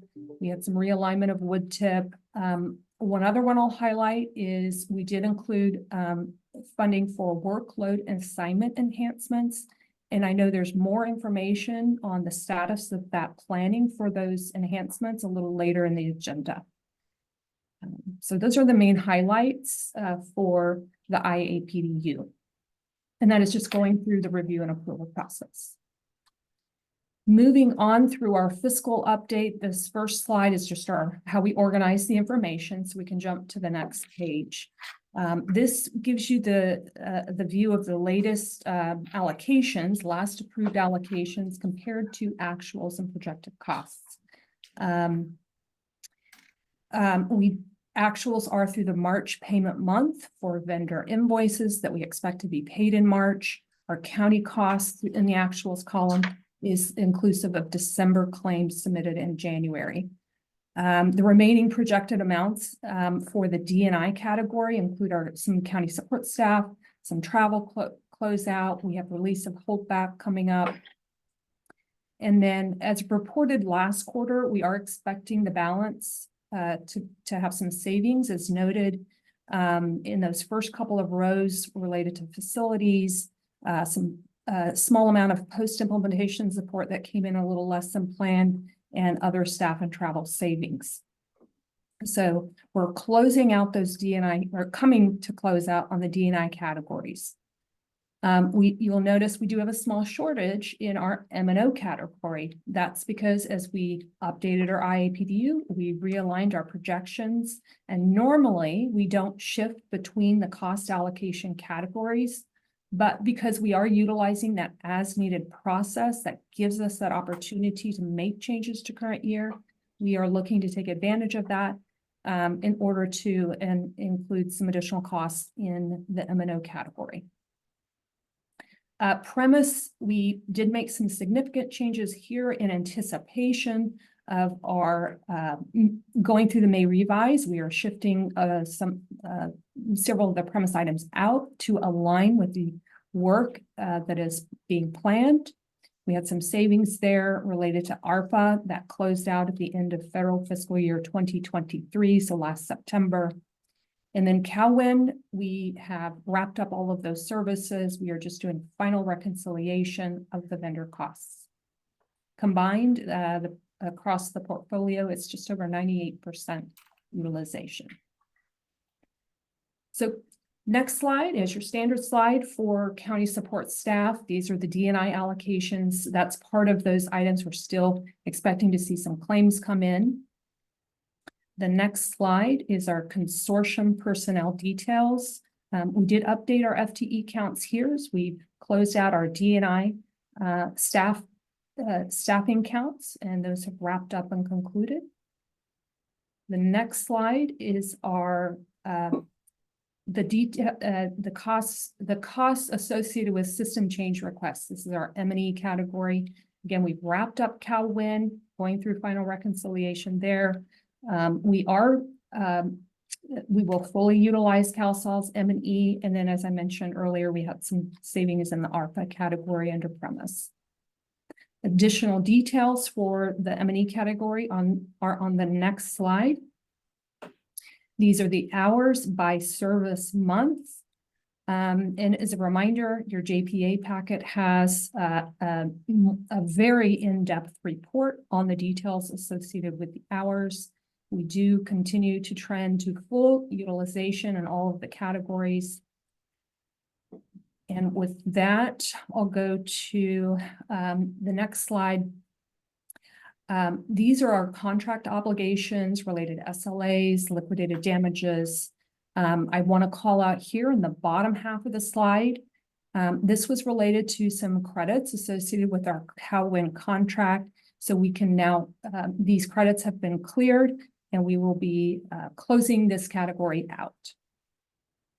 And then lastly, the last page here includes a list of the approved changes, change notices, the work orders, inclusive of the consent items approved earlier.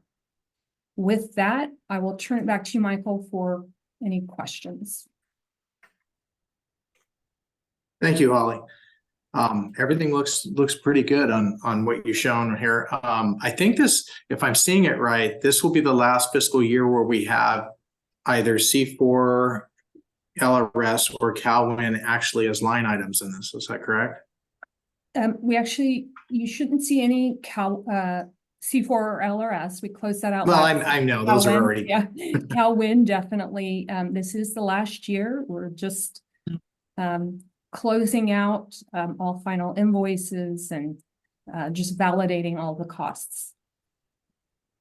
CalSA is all the way forward. Yeah. Well, all right. Any other comments, questions from our board members, state partners? Great job, Holly. Okay. Any public comment? Okay, great. Oh, Thank yeah. you very much. We'll go ahead and move on to the next. Yeah, Holly? Yes. Yeah, I think Kevin. I sent an email. Can you please contact me so we could talk about this so we could get to my thick head? Yes, Okay. Kevin, I did reply to your voicemail. I think you left me a couple of weeks ago, but feel free to reach out to me again. Okay, thanks. Mhm. Okay. Thank you, Kevin. Okay, I think we can go ahead and move on to the next item. Thank you. All right. So Michael, I'll jump in here and then if you want to add anything on this, because I know you and I have been working together on this. So Michael and I've been coordinating and working with regional government services to issue a recruitment to backfill for John's position. The recruitment was issued via CIT. It's posted to calsas.org on our CalHere's page or careers page. It's posted to governmentjobs.com. CWDA also distributed the information, and then RGS has also been promoting it on LinkedIn. The recruitment's going to run through the end of this month. We have formed an executive director recruitment advisory group through volunteers of the board members, and I am coordinating with those volunteers currently on that process. The plan will be to bring a recommendation back to the board for consideration at the April board meeting. So Michael, I'll turn it back to you.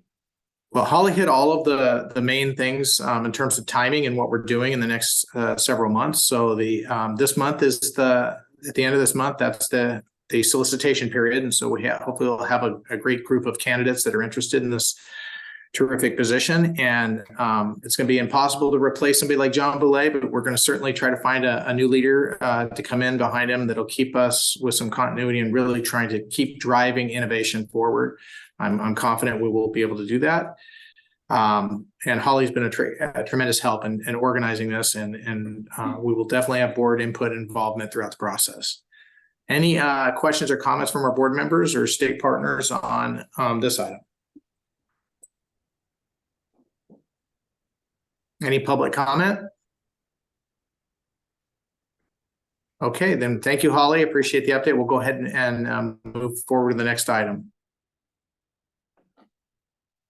Okay, this is Dan Dean, the QA project manager. I'm going to walk through an introduction to final acceptance for 3 different projects within CalSAWS. The first slide here just presents some background on what we've done to date.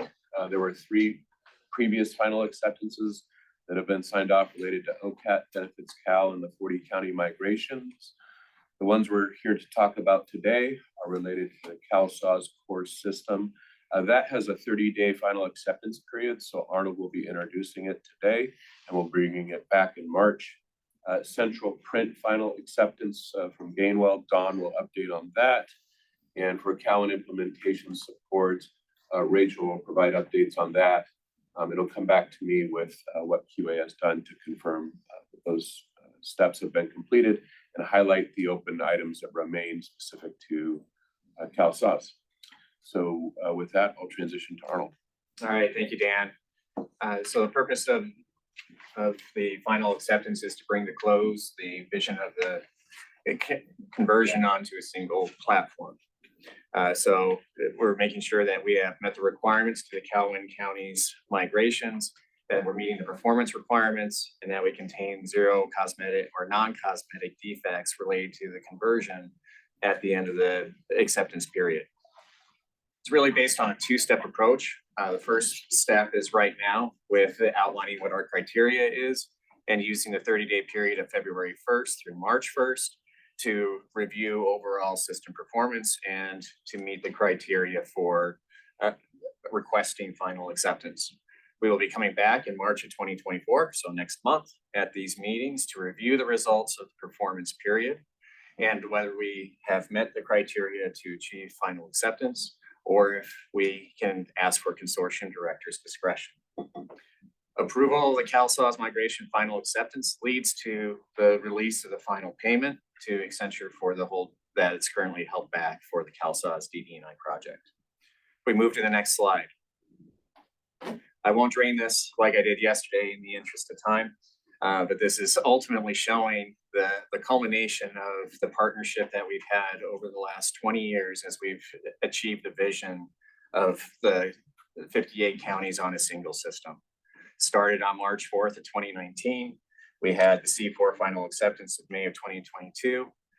We all went through the migration process for our Calhoun counties through last year. And now we are coming to the point to where we are ready to approach for final acceptance, being this is the introduction period, 30-day window with final request for acceptance being asked next month. And then the final checkpoint you see on 12 at the bottom is the April 2024 final granting of that. If we move to the next slide, and just as a highlight, 650 total requirements, 96 contract deliverables, 978 SCRs, over 982,000 hours worked by the dedicated team that's been partnering with the counties, with the consortium, with our partners to bring this vision to reality.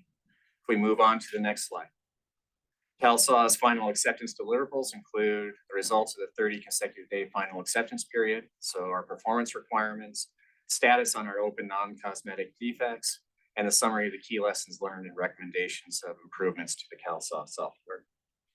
In addition, we have the updated requirements traceability matrix, reporting status of that links the status of the Calhoun County's migration to the requirements that were delivered. If we move on to the next slide. This is an example of what that report is going to look like as we review it next month, going through the criteria for meeting the acceptance criteria for being granted approval. If we move on to the next slide. So our next steps are to come back in 30 days at the next JPA to report upon our performance over this 30-day period, confirm that our DD&I requirements are met, address our open defects. As of February 8th, we had 6 related to the migration, and these are going to be targeted for priority releases this month. And then as an ongoing focus outside of just the acceptance for the DD&I, we're going to continue to work on our ongoing maintenance and operations activities, address our reporting defects, and continue to support the counties with their questions, continue with the contact center on the support meetings with the counties. We completed the rollout of ECCP to the counties and ongoing maintenance of the welcome and authentication bots. Finally, we are going to be resolving any remaining open defects with the GAGR functionality and continue to work on the evolution of the Forge Rock platform to continue to build in the security measures as well as evolve the overall platforms for stability. If we move on to the next slide, I'll transition to Dawn for Central Print. Thank you, Arnold. From a Central Print perspective, we did our implementation in 3 phases, Los Angeles, the former C4 counties, and then of course each Calhoun County as they migrated with their wave. Our final acceptance report has actually been being built as we went along. Phase 1 and phase 2 draft versions were both each provided 30 days after the close of their particular phase to prove that we had been able to properly operationalize that particular set of counties over that following 30-day period. We did, after the Calhoun counties completed, go through the draft and now final deliverable process for the final acceptance report, which was submitted on 12/21. And then on the next slide, it gives you a sense of the types of things that the final acceptance report includes, operational checklists. But the biggest thing that it includes really is a confirmation that our 149 requirements were met and that we're able to operationally perform all of our requirements through that 30-day acceptance period. So at this point, I believe I will be turning it over to Rachel for ISS. Thanks, Dawn. For Kelwin ISS, the culmination of all of the activities is in the completion report that is assessing 3 items, in particular, the completion of all of the contract obligations, which includes a set of deliverables, and that we've met a set of performance measures to conclude the ISS related effort. Just reference for scope, we had 5 work streams that spanned across PMO all the way through to implementation support across the 18 counties that were migrating onto CalSAWS.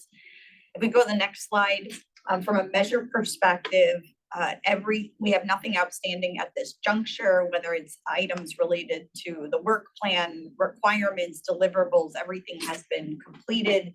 In addition to that, we did do a set of retrospectives that formulated into a set of lessons learned throughout the migration that carried from each of the respective waves. And so there were 18 individual retrospectives done that were executed during the post-implementation period or right thereafter with each of the 18 counties. If we move to the last slide, it provides a number of measures that reflect what was actually conducted during that period of time that spanned county readiness activities, user readiness activities, training, change readiness, our virtual support, and our on-site support that took place during the 60 days post-go live. I believe that's the last slide. I'm going to turn. No, I've got 3 more. Oh, you've got, sorry. Yep. So thank you. The next slide is what QA has done to confirm the requirements mentioned. We've been presenting this matrix for quite some time. We're down to 2 open items, as you see from the met and plan column. Those are specifically related to the open defects that Arnold mentioned. And the second item is related to the final acceptance certification that we'll be signing off essentially next month. QA has performed independent tests across the CalSAWS application, separate and distinct from the vendor system test. In the case of UAT, that included county participation. And the other activities listed there are stuff outside of testing activities like deliverable reviews, site visits in the case of central print, also going out to the counties with the ISS team and participating in support and monitoring those activities. Next slide, please. The next 2 slides, which are the last 2 slides, if you see a check mark, those are activities which QA has confirmed. If you see an open box, they're things that we will be working to close out next month. Next slide.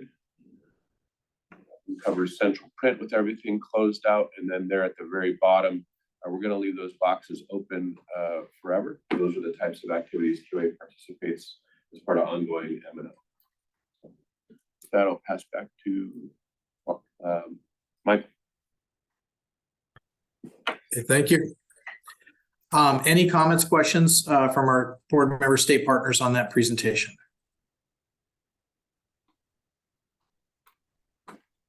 Any public comment? All right.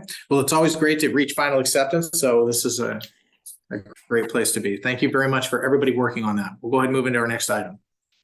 Hey, Michael, just from a time standpoint, I don't want to rush through everything and have our team speaking at the board, but, you know, allow some time for conversation and stuff.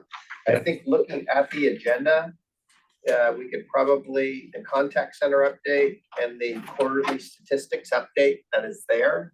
And those things get worked into final acceptance and things like that. There's great materials in the slide deck. But I think we could defer those 2 items. That would save about 20 minutes and that would put us back on schedule if we want to do that. So that we can slow down on the presentation and have some room for some conversation if it need be. Any objections to us moving the last 2 items to the next meeting? Okay, then we'll go ahead and do that. Thank you, John. Yep, very good. So I think that brings us on to our risks and what we're tracking. Turn it over to Arnold, who will facilitate this and turn it over to some friends as well. That's right. So as we take a look at our overall project risk and issue trend, we did see an addition of a risk that caused us to see our overall score trend upward. However, as we go through the description of those risks, we'll see that we do have mitigation measures in place for those. In addition, we will be adding a new risk associated with this Benefits Cal login security incident so that we can trace further actions out of that. So if we move on to the next slide, I will start with calling a friend for Holly to cover 102 and 203 around those risks. Thanks, Arnold. So the first risk, it's an ongoing risk related to funding, which we are now tracking at a medium risk level due to the state's budget situation and the deficit situation. As I previously mentioned, we do have additional needs that impact us in budget years, so we're tracking the progress of the May revise updates and that as needed IAPDU very closely, and we are stand ready to support our state partners during their review. For the communication risk, this is also an ongoing risk, something we know we need to continuously evaluate and evolve to make sure we're meeting the needs of the stakeholders. There are multiple aspects to how we're working to mitigate this risk, but so I'll just give you a couple of highlights. One is that we've resumed a couple of our work groups, AKA strike teams, to work on a refresh of our web portal and as well as other various communication types. And then the other highlight is our customer engagement team is working on prep for roadshows targeting in March. Their first focus will be on the governance model for JPA, PSC, PPOCs, committees, etc. And then their second topic will be related to the CER, SCR, so the county enhancement request, system change request, and how and prioritization. And how escalations work there. So those are the two key highlights for the communication, for the communications risk. Back to you. All right. Thank you, Holly. And then Karen, if I could cover 201 and 239. Sure. On 201, the pace of policy, we have that at a low right now. With the current budget, we know what we're expecting, and but however, it is the beginning of a new legislative season. So we'll see what comes out of that legislation. That may fluctuate this particular item, but for now, based on the governor's budget, we are holding steady with what we know on our pace of policy. On 239, the lack of consistent state language, that is also a low risk at this point. We've been doing a lot of work with DHCS and CDSS to get translations as timely as possible. And we do have a few that are lagging, but we're working with the departments to make sure that we get those as soon as possible.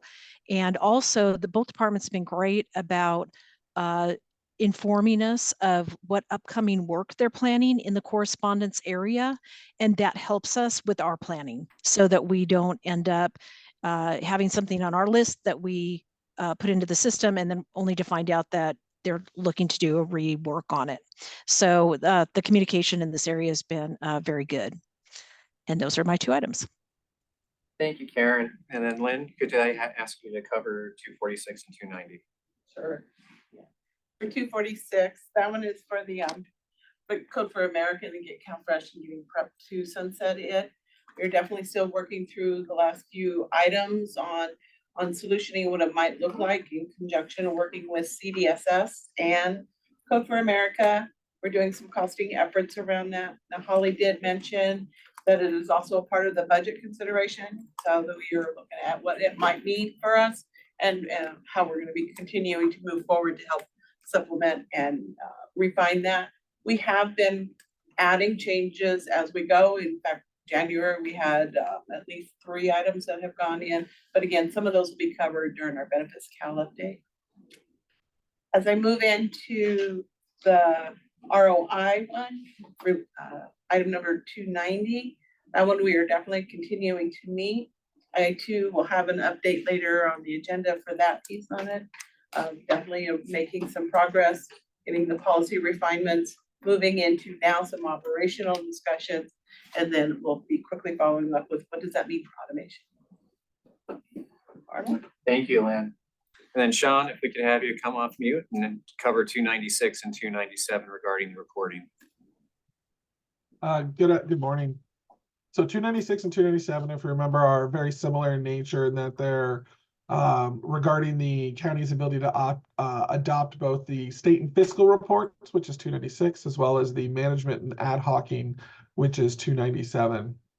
On 296, we are continuing to meet and do our bi-weekly meetings, which means we meet now 90 minutes. We've extended it an additional 50% every other week, where counties can bring their issues, their tickets, their concerns with state and fiscal reports. We have also added an off-cycle meeting every opposite week, where we start doing deep dive sessions of several hours into specific state reports. We had our first one on the 237 for CalWorks, which is our caseload movement report. It was a great session. We got a lot of questions answered. We're actually having additional sessions on that report. And it's helping us come together with a better understanding of what's there and some of the just more differences we have that we have to resolve as part of the overall discovery sessions. Speaking of the discovery sessions, one's actually occurring right now. I keep trying to bounce back and forth between the two meetings. But we're having our 8th of 9 sessions occurring right now, where we're meeting with counties in smaller groups, listening to their feedback, hearing their concerns with tickets or reports or documentation, communication, whatever kind of came out in the survey that they responded to earlier in this year. Additionally, on the defect 296, risk 296, we provided a fiscal and claiming guide that we reviewed last meeting. This guide will help the counties understand how our fiscal processes work, as well as how that plays into our claiming process, where we understand the different financial components that are required for submitting. On 297, we did restart our management reports committee. They've now met twice and set their priorities. So this is a new, restarted committee by the consortium to allow counties to bring up their concerns related to management reports versus just state and fiscal. So that has started up. They've had 2 meetings, and we're going to be moving forward with their priorities. Last on that is we had a request, and there's some slides coming up here, to expand some reports that are in the system currently for L8 County only. And we're going to be going through a process to evaluate those and work with the counties and see which ones are possible to expand statewide. So I'll talk about that here more in a minute after we finish the risks. All right, thank you, Sean.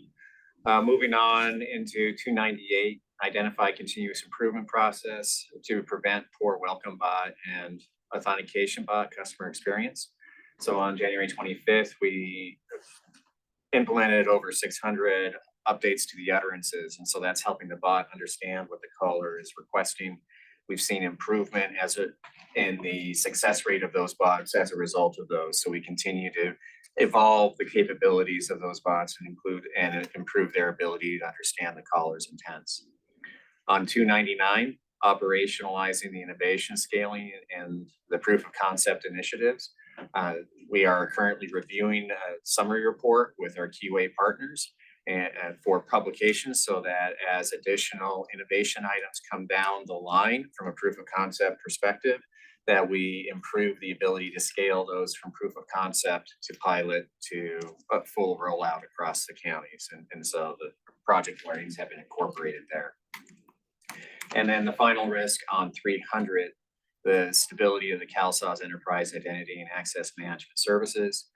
The Forge Rock team is on track for the evolution of the architecture. It's in development mode and will be progressing towards production in the upcoming months. So we continue to make progress there.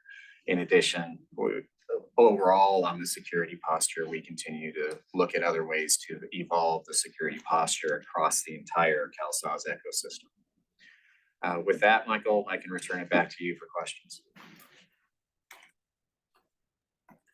Thank you, Arnold. And It looks like we're really progressing on each of these items. I really like to keep this front and center because these risks do impact the system and how we actually serve the public. So I'm glad this has a great visibility. I want to open up to any questions or comments from our board members or our state partners on this presentation. Michael, this is Marla. Yes, Marla. Thank you. I really appreciate that we continue to look at the risks and the good report out. And John, I have been one of the people that's really been talking about reports, and I really appreciate this deep dive into reports. I think the number of meetings that are being held, the amount of listening to the counties is really, really helpful. And I have a lot of optimism for where we're going with reports this year. So thank you. Marla, one thing that came up at the project steering committee yesterday, and I think continues to be a challenge for us, is sometimes from some counties or regions, some of the people that are attending those meetings are different than folks we have that are in other meetings that are expressing concerns.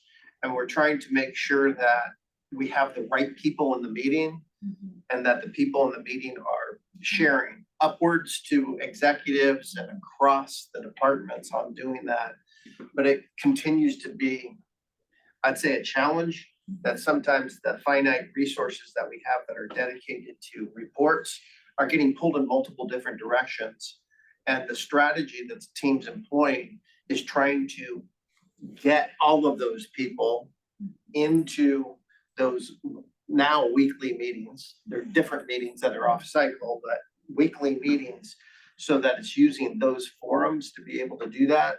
And we know that that's sometimes a different process for maybe county fiscal managers and administrative people that haven't worked into those processes, but maybe having somebody that can assist. So that's one of the things we brought up at project steering committee is, and we have tasked our regional managers with, is making sure that the information is disseminating across the counties, across the regions, and that within the counties, the right people are attending those meetings and helping share that information, and also eliciting the concerns that are out there from the right people. So that's just a challenge that I wanted to sort of highlight a little bit. Yeah, thanks for that, John. I think it might be worth our time to figure out a couple of ways to communicate that with all directors. So all directors can really take a look at their own counties who they've got attending.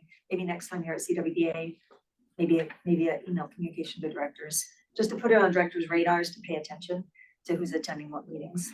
Appreciate that. Great point. And thanks, John. This is something we have to continually work together on and resource appropriately so that we can get the input that we need to progress forward and really tackle, especially reports. So thank you for adding on to that. Any other comments or questions from our board members or state partners? Okay, hearing none. Any public comment on this presentation? Okay, hearing none, we'll go ahead and move on to the next item. Thank you very much. All right, Sean, I think you're back up. All right, so let's have a quick conversation about LA County reports.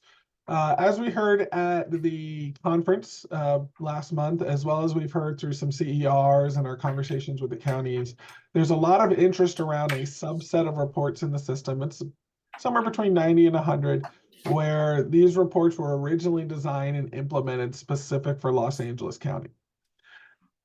That doesn't mean necessarily that they would only work for Los Angeles County, but that was the original intention. So we didn't assess these as part of our statewide expansion or any of the requirements for migration, but now that the counties have been live and they can see some summaries and short descriptions, they're really interested in seeing if these are the reports that might start to close some of the gaps that they're experiencing today. So if we go to the next slide, what we're going to be doing here over the next few weeks and maybe a couple of months, but is we're going to go through these list of 100 reports. We started working with the counties yesterday at the biweekly meeting, where we're going to give them a list through a CRFI and say, hey, which reports are you interested in? We're doing it that way because each report does need to go through a technical assessment. This assessment will be to look at the code and functionality in the report. We have to see if there's any dependencies on LA County specific security groups, interfaces, batch jobs, pages in the application, codes, values, stuff like that. Not all of them will have those dependencies. Some will be pretty easy. Others will come out with an answer of, well, we don't have that unique interface, or you don't use those pages in the application. Some will just be, we need to make some modifications to the code. So as we get that list back, we'll start going through those assessments and see which ones are our candidates for quick and easy wins. If there is a quick and easy win, we will put that through the process to be implemented in a off-cycle or priority fashion. There is a potential that some of them may have to route back to the committee, but we will be going through this in an iterative cycle. So to kind of explain that a little bit better, let's go to the next slide. Thank you. So we're already starting that first box here at the top. While we're working on that initial list, we are beginning our assessment on a CER that was submitted by Fresno County a few weeks back. So we'll be working through that list, putting it through the iterative cycle. There's nothing here where we want to wait till the end and then start implementing or prioritizing items. So if something comes out and says, hey, this is a good candidate, everybody thinks this is a good item to close a gap, and it isn't taking away from other priorities or anything else, it's something we can implement off cycle, we'll go ahead and get that into production. If it's something that we review and isn't possible, we'll provide that feedback to the counties and explain why. If it is something, but it will take a significant effort and perhaps reprioritization, that's where we will iteratively send that back through the reports, state and fiscal or the new management reports committee. I got to keep remembering that. And then have them prioritize it as well.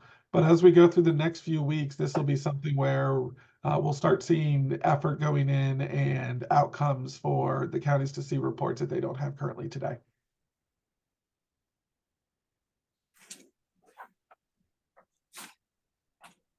Thank you, Sean. Appreciate that update. And Marla, going back to our conversation, now you can see how important it is to know your reports committee members and things like that, and make sure that that dialogue's there.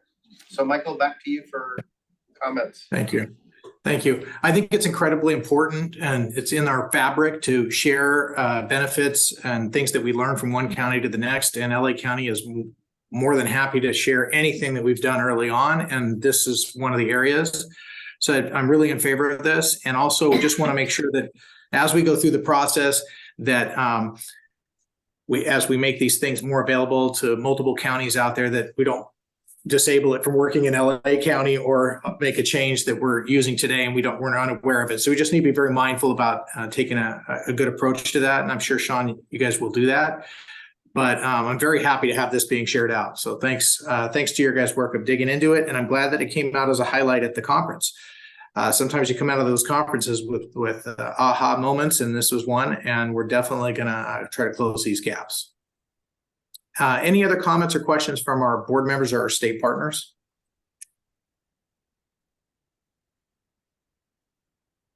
Okay, thanks. Any public comment? Yeah, this is Kevin, Kevin Aslan. Yes. So I was wondering if we're very interested in reports because we also want to know what's happening in the system. Is there any way we could be involved in this process? Is that possible? We'll go ahead and take your interest in participation, and John and the team will take that into account, and we'll reach out to you. Okay. Thanks, Kevin. Thanks. Any other public comment? Okay, great. Let's go ahead and move on. Thank you, Sean, for your presentation. Very good. I think that brings us to our release and policy updates. I think we're going to start with Teresa and Lisa. Yes, good morning, everyone. I'm in the room. You can't see me, so if this was a game of corners, I'm either going to win or lose right now because I'm all by myself. Nigel, no mates. Anyway, have a little time. I'm glad we don't have to rush too much through this section. We do have a lot of content to cover with you all.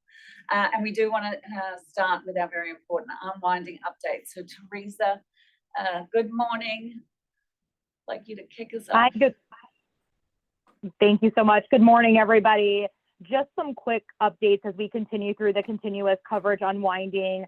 The first thing that I wanted to share with folks is that CMS did expand all of DHCS's unwinding waivers through December 31st, 2024. This is really beneficial because we know that counties are continuing to process renewals, and that renewal processing may extend slightly beyond the unwinding period. So this allows the flexibility to continue to use those waivers that have been extremely helpful for allowing counties to really process Medi-Cal renewals and also continue people in coverage. The other piece to note with this is that it does not just apply to the unwinding renewals themselves.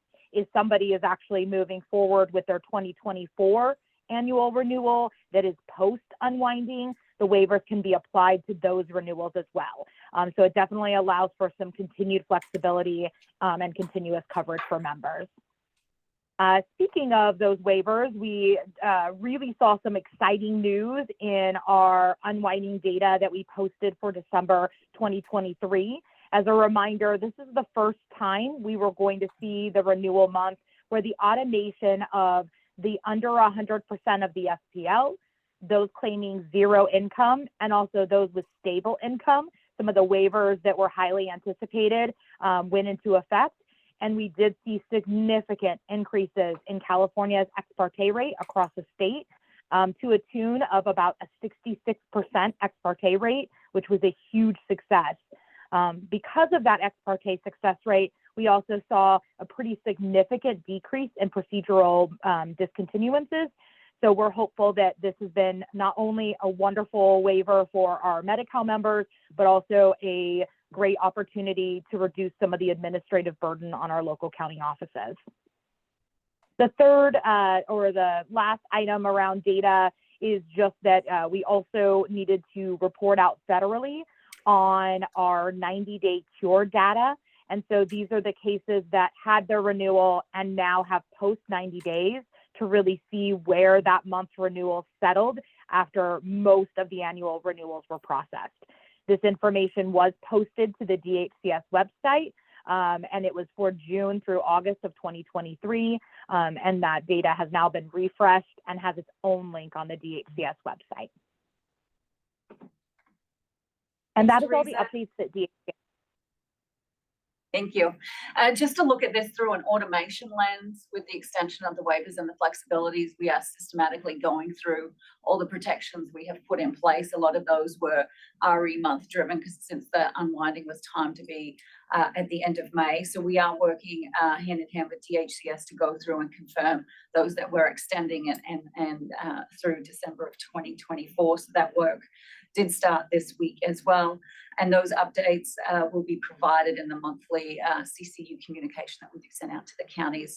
We usually send that out around the end of the first week of the month. Before we move on to other release highlights, Michael, I seen your hand was up. Do you want to, was it on the unwinding? You're on mute, Michael. Never fails. Okay, I just wanted to ask the other asset to the counties and being able to process, and whether or not there's any pursuit in trying to pursue, possibly not having them be waivers, but be permanent program changes. Yeah, thank you for your question, Michael. And this is something that DHCS is exploring at this time. We know that this is also something that CMS is exploring. At this time, there really isn't a traditional pathway for these types of waivers to be incorporated from CMS's perspective.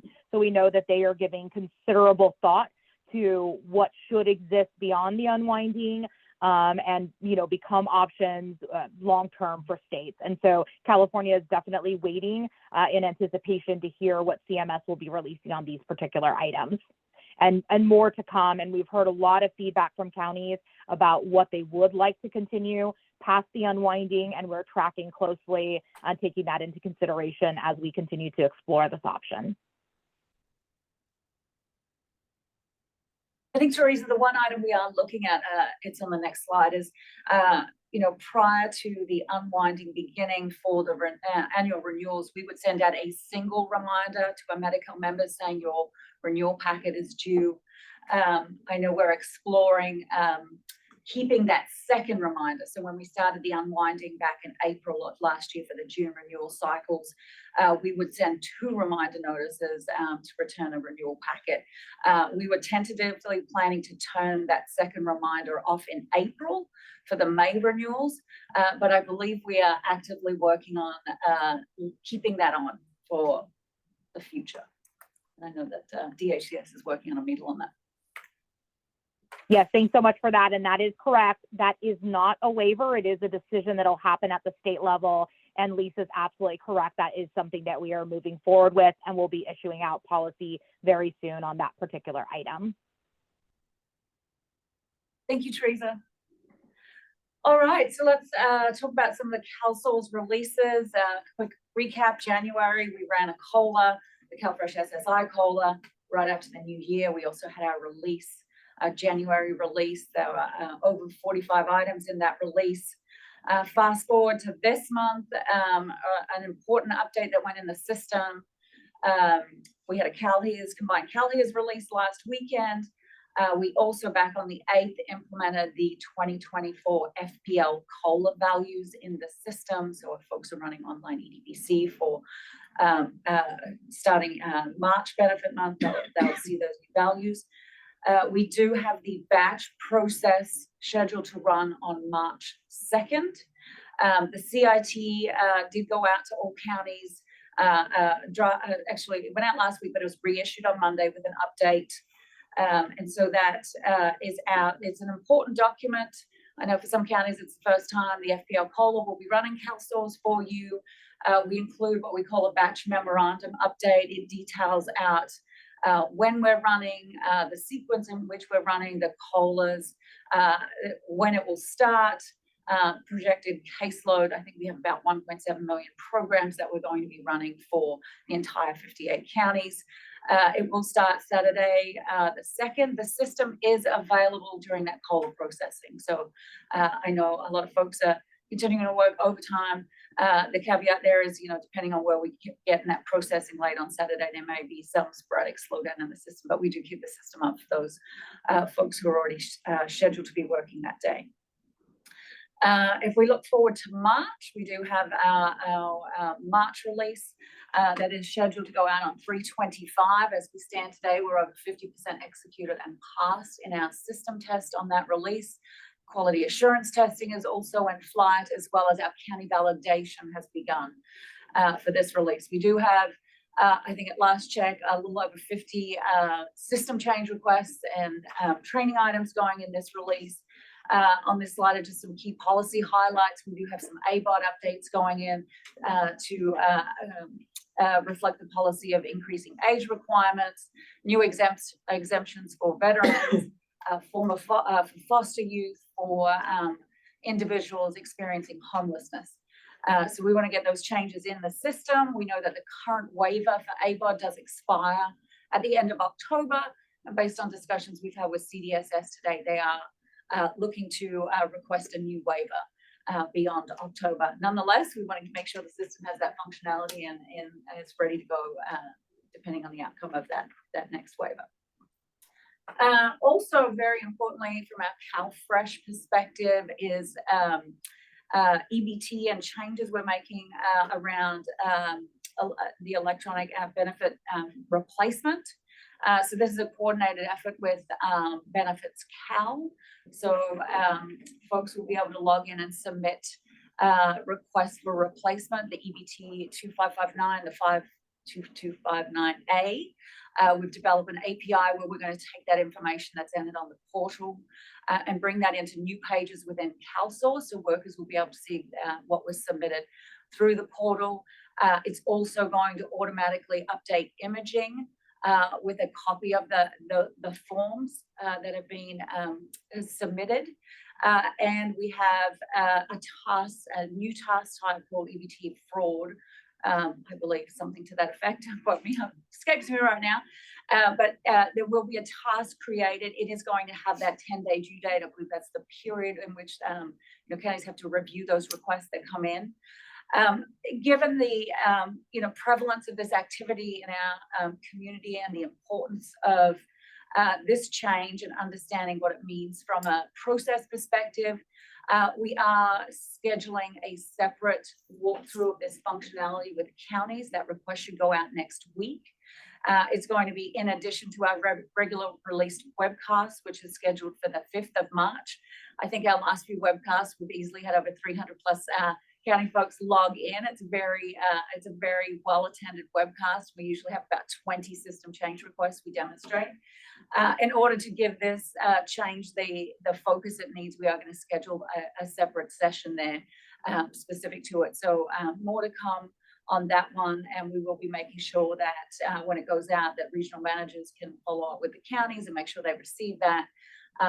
Obviously, we will record that session. I know folks are busy, so that if you have staff unable to attend, we at least have that recording for folks to view as well. And I think I've covered a lot. We talked about the reminder notice already, continuing that second one. So I think we're going to go to the next slide. All right, good, like a variety of topics here. So we're going to turn our attention now to text messaging. When we last met with you all board members back in November, this was a topic we talked about. We had received, some feedback from our community partners and advocates around, our text messages go out with the campaign name of CalSource. While we may all live and breathe it in the room, it is a relatively unfamiliar term to our customers. So the request was to change the campaign name to Benefits Cal. So we've worked with AWS on this. We have modified the messages, updated the messages. They have gone through the committee review process. The counties have reviewed and approved. We then went through our advocate review process.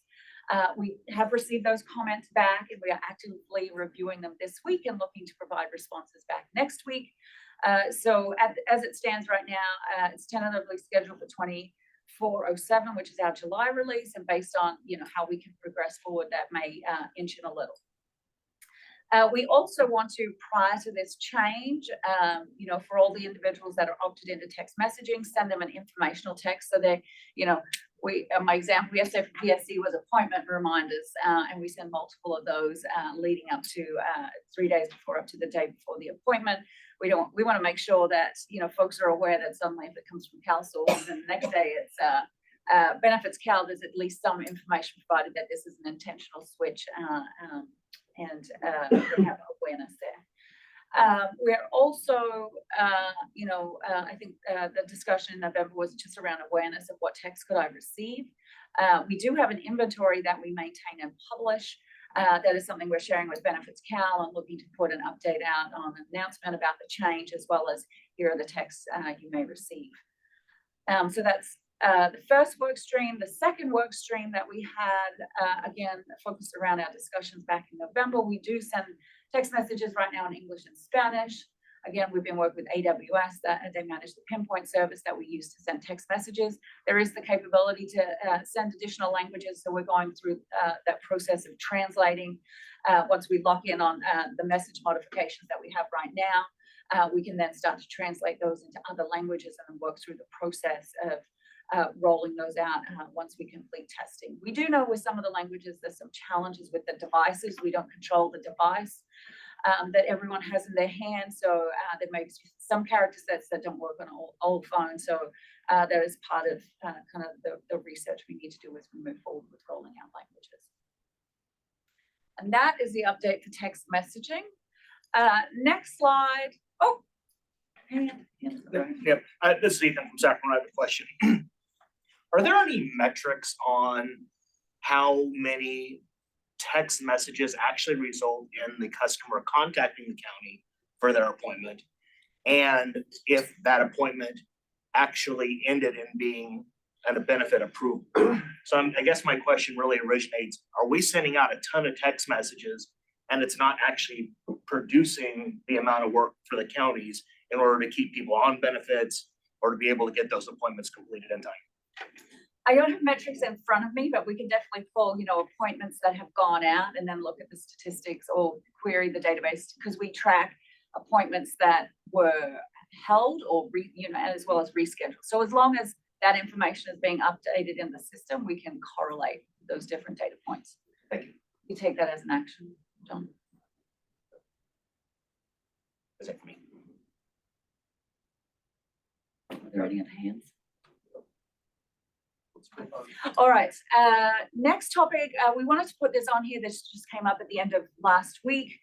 I know many of us in this room have been experiencing the atmospheric rivers, and we did have a large number of counties and communities that were impacted by power outages related to the storms that we've had recently.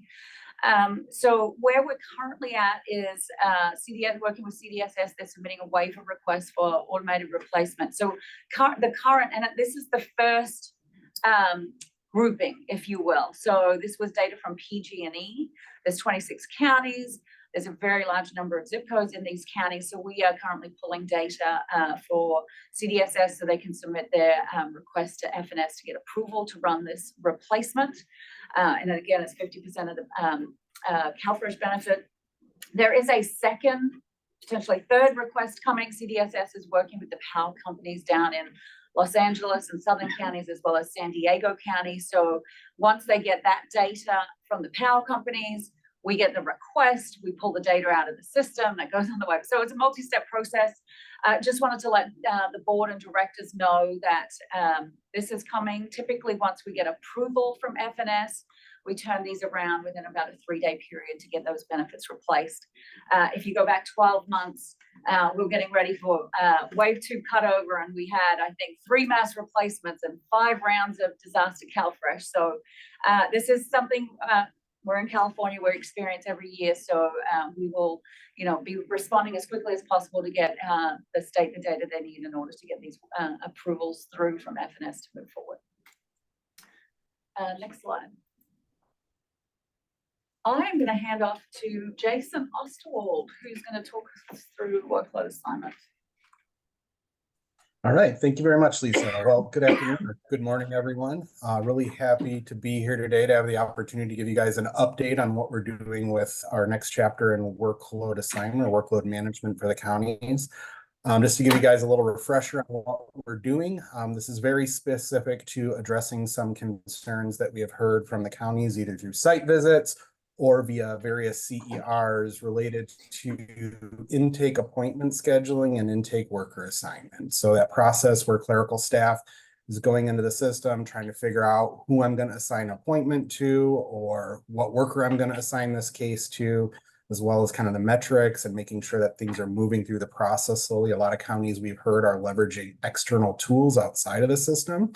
So we want to see what we can do in CalSAWS to help alleviate the need for those external tools and hopefully relieve some of the redundant work and help expedite, some of these services for the counties. Now, we are in the very early stages of this, so we're kind of in a discovery session. The goal that's coming out of these discovery sessions is we're actually going to be compiling a list of requirements to bring back to the consortium to try and get prioritized and then figure out a roadmap forward. So moving on to the next slide. So the way that we're doing this is we are leveraging some user-centered design principles and conducting workshops. We're identifying county personas or users that use this. We're doing journey mapping on how they're using the system today, as well as figuring out, where are their pain points and what we can do. And we're co-designing basically potential solutions. So as part of this, there's a series of 6 workshops that we're conducting with the counties. We, as of this week, just completed the 3rd of 6. So we are about halfway through. An outcome from this, we will be synthesizing these into requirements that we will then be providing a readout and again out to the counties and back to the consortium. So remaining, we have regions 3, 2, and 1. We've already completed regions 4, 5, and 6 at this point. Going on to the next slide, please. Okay, so I just wanted to give you a few updates on some of the common themes we've seen as part of this. So really, As of right now, we're hearing a lot of need for real-time data to help with the assignment. So looking at, ways that we can provide information such as, volume of workload, who's available today to get an appointment, helping out prioritize expedited services and immediate needs, looking for ways to simplify the worker schedule, providing enhanced reporting, opportunities for training improvements, as well as automated assignment into the worker schedule. So those are some of the common themes that we've seen thus far. Obviously we've only, at the time I created the slides, we have only conducted 2 of the workshops, but as of yesterday, we finished our 3rd workshop. So we are noticing there are a lot of common themes. While the solutions to these are fairly unique to the counties because they all have, different nuances to their business processes, there's, again, a lot of commonality in kind of the areas that we need to focus on. So finally, I wanted to kind of give you some feedback on the process. So while the core of this is to, again, address this whole intake schedule and workload assignment, as a secondary goal of this whole process, we're looking at trying to find different ways to engage and work with the counties earlier on in the process. So I mentioned earlier that we're leveraging some user-centric design principles and conducting these workshops. And we're using some new tools to engage the users and trying to get a much more broader set of feedback earlier on in the process. As an outcome of these sessions, we're also doing, an informal survey to kind of get some feedback from the county participants to kind of see where they're at and did they like the process? Do they think it was adding a lot of value for them? So at the time of writing the slide, we've done 2 workshops again, and we had 46 participants across 12 counties in those 2 workshops. Everyone that responded to our survey or 100% gave us positive feedback. So they're really enjoying the way that we're interacting with the counties. They really appreciate the fact that we're, getting feedback earlier in the process from them, as well as they're really appreciative of kind of our moderators, knowledge of these business areas and giving them, some guidance along the way, helping them solicit ideas. And really, again, it's more of a collaboration approach. We're really working hand in hand with the county. So we at the project very much appreciate the counties investing time in this. We know that your resources are very limited, but we do think this is really important to you. Really happy that you guys are embracing some different ways of working with us at the project. And we're very confident this will lead into some, positive workload, improvements in the system to help you guys along the way. So with that, move on to the next slide. Thank you, Jason. I'll just go through case removal at a high level. We do have a data retention policy here at CalSource. Laura and the team did a tremendous amount of work back in 2020, pulling that policy together. It was approved in 21 by PSC. We have run in all systems data retention case as it might be called. I know prior to cutover at C4 it was run. For the Calhoun counties, this was run in Calhoun prior to cutting over. What we try to do with case removal is run this process once a year. That is the goal. We did skip last year, given that we were converting waves every other month and there was a lot of activities going on. That being said, if we move to the next slide, we are looking to run it very shortly. And again, for this run, we're actually only running it for 40 counties. We did want to give the Calhoun counties a little bit more time in the system, and you just had this run in Calhoun prior to your cutover. So here you'll just see some stats. We did, like I said, we've ran it in 22 for the 40 counties. These are the high level numbers that we have at this time. And so if we go to the next slide, let me just lay out the timeline here. So back in December, we sent out a CIT to the counties to let them know this process is coming up again. We want to give counties a lot of time before we run the case removal process. So it was sent out. It was just regrounding folks on what the removal process is. I won't go through the rules, but at the high level, we create a shell case for those cases that we remove. We keep time on aid. Very important to keep time on aid, issuance history. The retention policy has a lot of rules. There's special exceptions for our, adoptions, assistance, kindergarten, foster care, family. So the retention policy has all the rules. What we do is in early January, we ran the identification process for those cases that met the criteria. We produced a report for the county, sent out a CIT. This is a report that is in the system that your staff are able to access. And so the request and the guidance is for counties to review the case list and determine if there's anything they want to mark as an override, which would remove it from the removal process. So we have, a month has gone by. We just sent out another CIT. Last week, we ran the reports again for the counties. We have seen that counties are reviewing these cases. From the numbers on the prior slide, there are about 3,500 cases that counties have gone through and marked as override, exclude from the process. So I thank you for taking that time to do the review. That review, counties have up until the end of April to review the cases on those reports.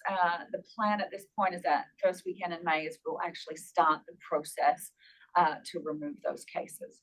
So that's a quick overview of the timeline that we have here related to case removal. Again, this run is for the 40 counties, LA County and the former C4 counties. With that, I'm going to hand it over to Karen to talk about CERs. Winding up our quick tour through policy update today. We hit on a number of topics. One last item that I wanted to cover today is we had heard from some counties about the time it's taking for CERs to go through the process to make a determination as to whether an SCR will be created or not. And I just wanted to give a number for 2023. We had about 471 CERs that were received from counties asking for some changes. We created 320 SCRs out of that. And it's a lot of work to get those through the process. And so we are working to improve that timeline to reduce the time of moving from a CER and having it dispositioned and the creation of an SCR if that's what the response is. We are also, another comment that we've heard from several different counties is about the time-intensive RCM responsibilities, and the CER review plays into that. And so we are looking to continue to work to lighten that time load, and by utilizing our successful smaller groups, the refinements that I just mentioned, and other ideas that come up for ways to help improve that process and those responsibilities, as while we're maintaining our transparency and communication through the committee process. So that is my update for CERs. Back to you, Michael.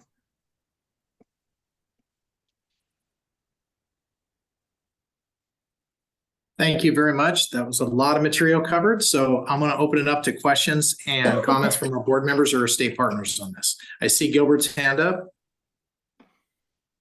Thanks, Michael. I wanted to go back to the topic, just a slide before this regarding the archiving of cases, the case removals. Because what I'm a little bit concerned about, we had a conversation with our RPMs earlier this week, and I wanted to make sure that I understood correctly. We're now looking at, I think previous time we did it, it was a lengthier amount of how old the cases are going to be. This time we're looking at a 3-year case removal. So cases that are 3 years and older are the cases that we're looking at removing. I wanted to clarify that, make sure that was accurate. Hey, Gilbert, I think there's two things, and there's going to be a presentation that comes up on sort of archiving.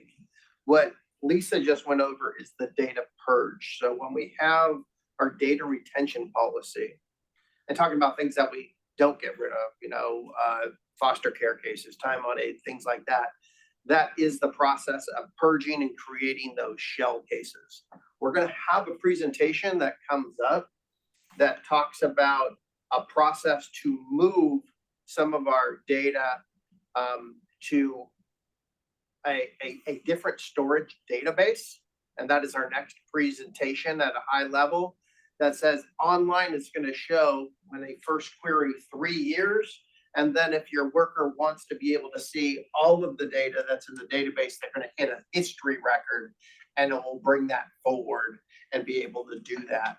That's for performance purposes, to move to make sure that we're within sort of our Oracle licensing size. It's sort of a good process to go through. So that's next. So what Lisa spoke about is our purge process, and which is going to be a yearly and annual process with all 58 counties. But we wanted to highlight this for the board and our project steering committee because it's just getting normalized now, and there's that process that we have to, I think, build into our muscle memory as we go forward.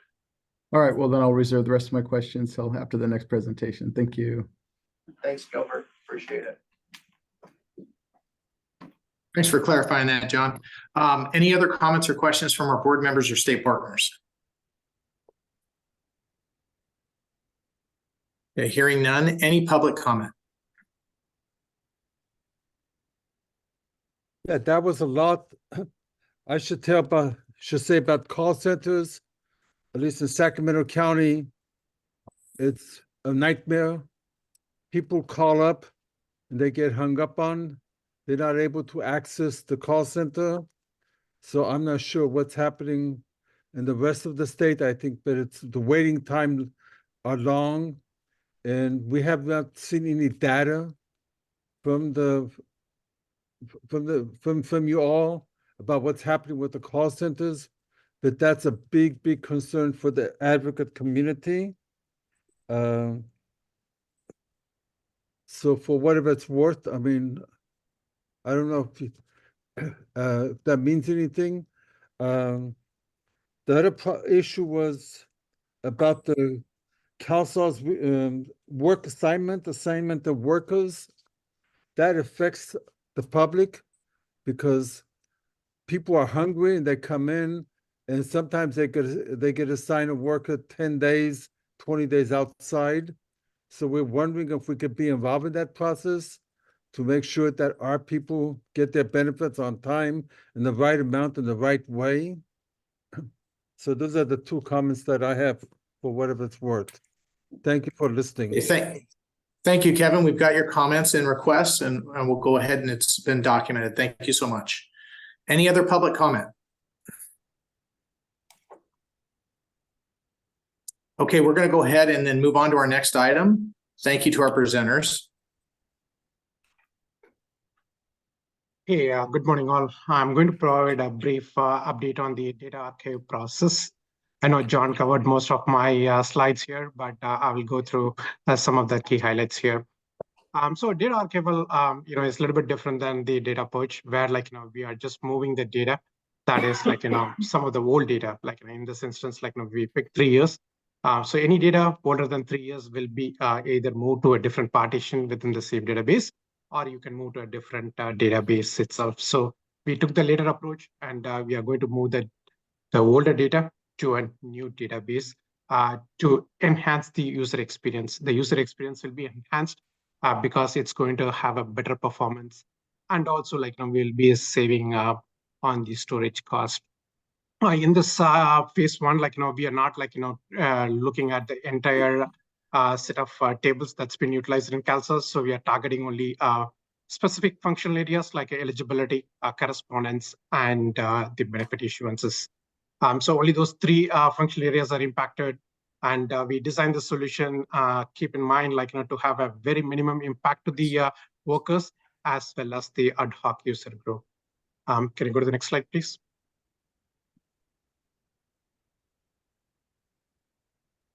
This is the for this particular year. We started this work back in June of 2023, and it is currently planned to be implemented with our March release.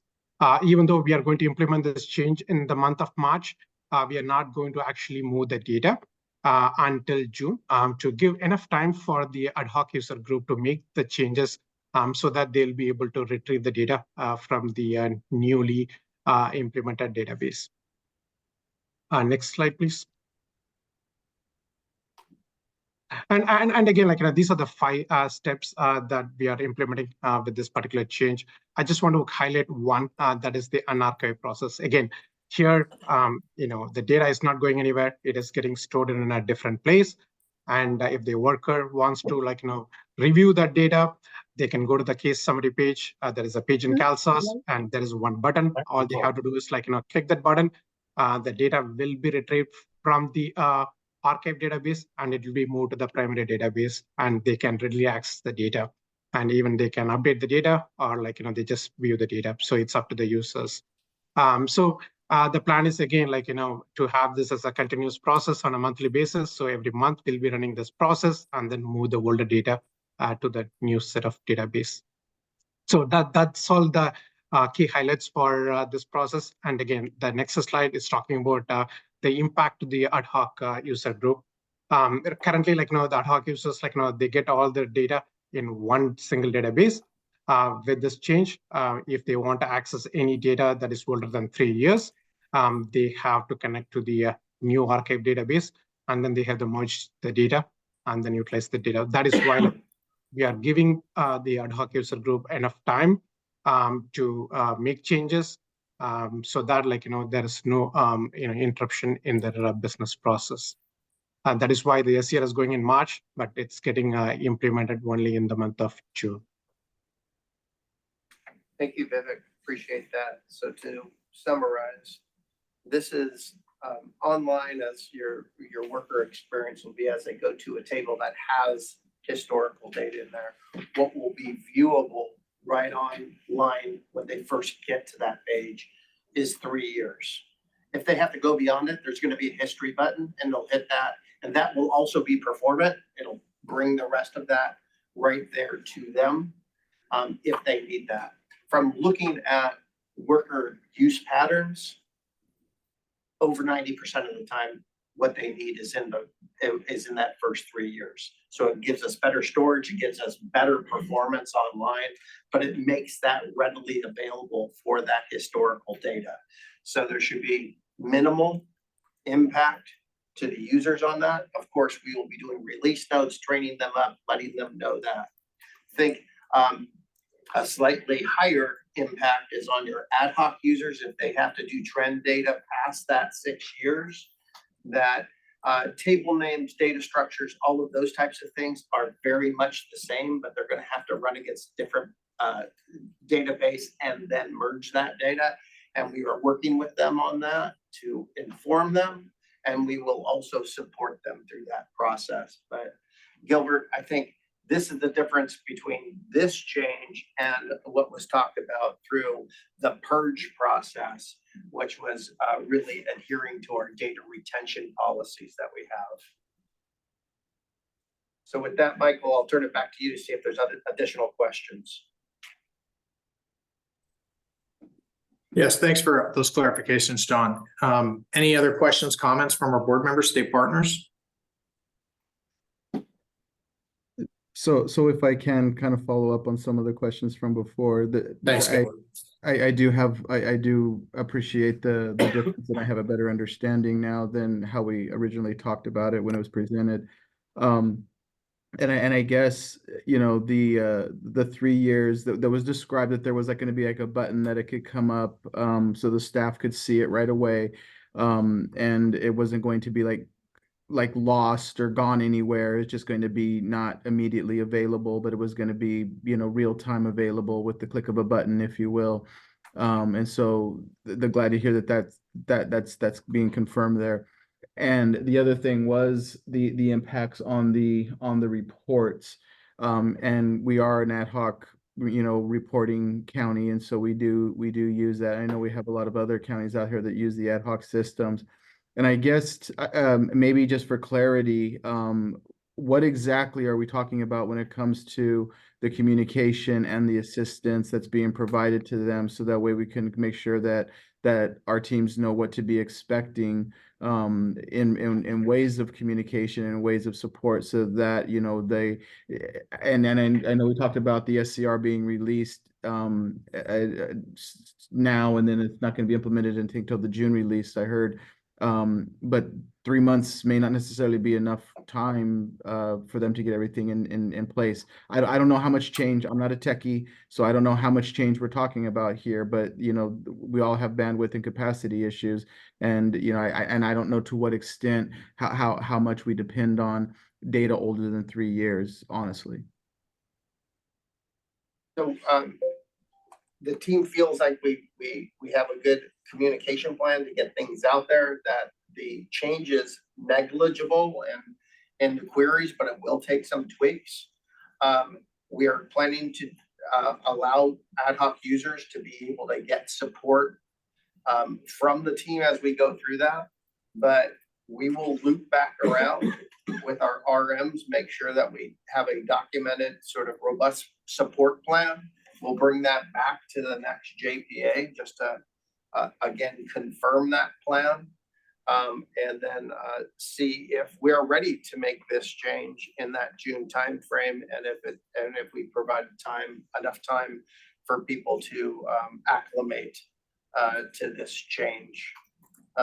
Vivek, any other things that you want to talk about in regards to the communication plan?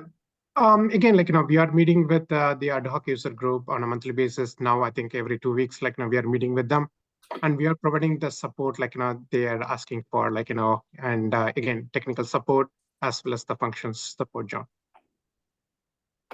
But we'll bring back a formal sort of saying, here's our communication steps, Gilbert, that sort of checks off who we've been talking to, what we've been talking to about the support steps, and at least summarize that for PSC and the board in our March set of meetings. Okay, well, I appreciate the information and the follow-up, just to make sure is, you know, the data is important, and I'd hate to have, you know, we're depending on certain things, and we believe we trust that they're in there, and we run reports, or we run certain kind of trend analysis, and they're faulty because, oh, we didn't press the right buttons, or we didn't crosswalk the right tables and charts because of we didn't go into the archive database also, or something like that. So it just want to make sure that we get it right, you know, and understand and appreciate the need for having a system that's running functional up to speed because of just the sheer quantity of data that's in the system. So I fully appreciate that. Thank you so much. Thank you. Thanks, Gilbert. Excellent points. And I do echo some of Gilbert's concerns of us just being very thorough and really trying to anticipate you know, how we might be using data, not just now, but also in the future when we start to cross thresholds like this. And we certainly don't want to have any inability to reach certain data elements that would be critical for research purposes, or even just on programmatic conclusions. So thank you for the presentation. Any other comments or questions from our board members, state partners? Okay, any public comment? All right, then thank you, Vivek and John, for your clarifications, and we'll go ahead and move on to the next item. Hey, Michael, I would like to maybe make a little bit of a pivot. I know that we're coming up on 15 minutes to the end of the meeting, and I know that we invited Jennifer Tracy to give a short update on sort of the advocate community, the structure and the goals. So I'd like to see if the board would be open to taking agenda item 16, and then we'll come in on 15 afterwards. If that's okay with you. I have no problem with it. Any objections? Okay, then we'll reorder 15. We'll reorder 16 ahead of 15. Yeah, and we will take after Jen's presentation, we will take the remainder of the time on agenda item 15. Thanks, Jen, for your flexibility. Thanks, John. Really appreciate it. So I was asked to come back since we didn't get a chance to cover the presentation we had for the conference. There was so much good content in that panel discussion. I wanted to be able to share a little bit about the group that we lead and a little more context for how we intend to partner with CalSAWS and counties as part of our CalSAWS Advocates Group. So just for background, our Advocates Group started in about 2018. We wrote language to establish our group and the partnership with the CalSAWS project. The the leadership is through the California Association of Food Banks. If you have a food bank in your community, they are likely a member of the California Association of Food Banks. And they work really closely in partnership with the sisters who do outreach for CalFresh and other programs. At that time, we released a priority statement to identify the issues that we really cared about as part of the migration and the development of the new public benefits website, Benefits Cal. And that was presented to the project in one of our stakeholder meetings, I think at the end of 2019, if I remember correctly. So a little bit about our structure. We use what's called a collective impact model. So it's a model of organizing groups to work together towards common shared goals. And it usually includes a backbone support team. So that team is primarily me and our two other co-leads. And we make sure that our group, like we do everything from like coordinating meetings and agendas to helping establish our priorities and bringing people in when we know there's a certain kind of expertise we need. So if there's an issue related to Medi-Cal, I make a point to reach out to the folks I know who are experts on Medi-Cal from the advocate and assister perspective, and make sure they know that there's either a topic that they care about or get their feedback on something. We sort of see ourselves really, I kind of think a lot about the parable of the 4 blind people who've never encountered an elephant before. And one of them touches the trunk and is like, oh, this is like a snake. And the other one touches the leg and is like, oh, this is like a tree. And really, we need all of those perspectives together to really understand what we're dealing with. So when I think about our partnership with the project and the state partners, it really is about how do we bring our perspective, knowing that we also don't see everything that's happening on certain aspects of the experiences, but that we do have expertise about what the clients experience, what CBOs experience, and how we understand what policy is intended to do. So we really appreciate the opportunities to partner and bring that expertise so that whatever solutions get created can be as innovative and successful as possible.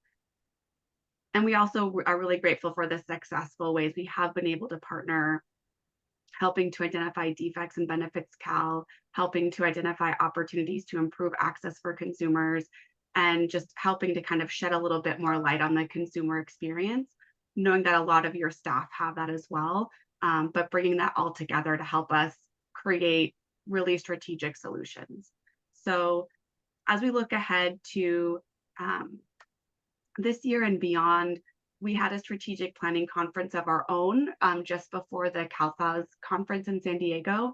And we're still kind of finalizing, wrapping up the notes from that. But equitable language access was definitely one of the big things that came out of our conversations, wanting to make sure that CBOs can support clients as part of the work that they do, knowing that they often serve communities that are the most vulnerable, and continuing to build that alignment with the Welfare and Institutions Code that established our partnership, to make sure that, as John has referred to before, that we're maturing those processes and making sure that that work is being meaningfully implemented. So I know we're short on time, so I will wrap it up there and look forward to continuing to partner and work together as this work continues.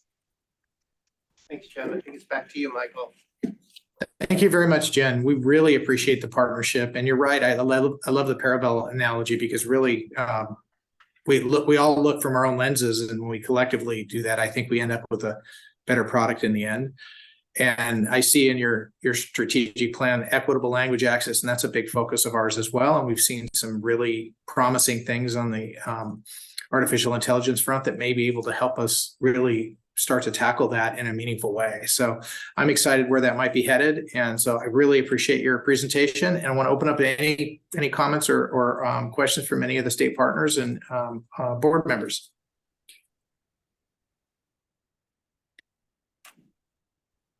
Okay, any public comment beyond Jen's? Okay, well, thank you so much. I'm glad we were able to give you some more time, and I'm sorry it got squeezed out at the conference. That was clearly intended. And do appreciate your ongoing partnership. Thanks, Michael. John, I think we have one item left. We might make it on time today. Yep, we're gonna defer 17 and 18, and we will ask the benefits cal update to keep it high level and roll through some of the highlights. Yeah, I'll go ahead and take the ROI update. Again, much of the information is captured in the slide for you, but we did meet this last week. We have another meeting coming up the first part of March. We're continuing to work on with the state, like I mentioned before, as far as policy clarifications. We're stepping into an operational conversations that will be starting. And then we will also start looking at what does that mean for automation. We did spend some time looking at what the functionality was going to be implemented last May to help level set all the work group members for what we might need in the future. And then just for a second, have appreciated Marla's consistent representation on that work group, representing the board, Contra Costa counties and directors. Anything that you would want to add into that, Marla? Thanks, John. Really do appreciate Lynn's leadership of this group, and I feel also really optimistic about this. I think we've come a long way. We've had a lot of really good conversations, and it's really been great the way that CDSS and CHCS has now put their policies sort of in alignment. That's been a really good outcome for us, I think. So thanks for leading this process. Absolutely. Let's go on to our next slide. Thank you, John. Good morning, everyone. I will be very brief on the release highlights, touching on the key points here. From the release highlights standpoint, what you see here is what has been deployed to production recently in the month of January, also what is coming up in February, March. Just the key highlights here in the month of January. During the January membership meeting, you heard us mentioning doc upload and renewal SAR7 trackers and key areas that we continue to monitor. With that perspective, 2 enhancements delivered to production in the month of January. Available for customers to make it more intuitive and user-friendly for the doc upload, as well as the case details information related to periodic reports and the renewals.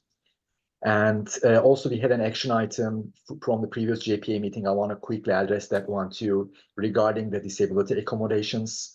Research sessions have been happening. The question was about UCD activities performed for the disability accommodations. We facilitated multiple generative research sessions, including community-based organizations and the county workers. System already collects this information already in a benefits cal application, but we asked for the improvement opportunities, and we got really good feedback and insights from both community-based organizations and the counties. We are currently synthesizing this input for future design considerations, and we will run through them our existing UCD channels as we move forward with this change.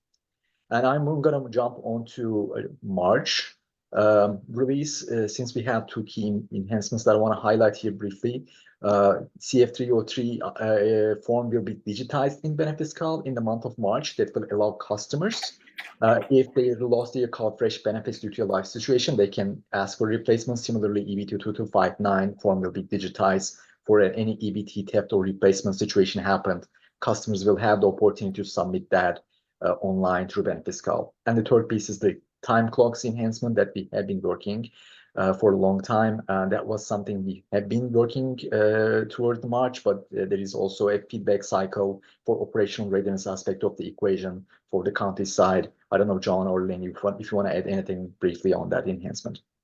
Yeah, this is just real-time update that we just wanted to let the board know that based on some very recent feedback on sort of operationalizing it, how we're looking at that, some back-end changes and things like that, that there's a high likelihood that this is going to be deferred, and we just have to have some additional conversations.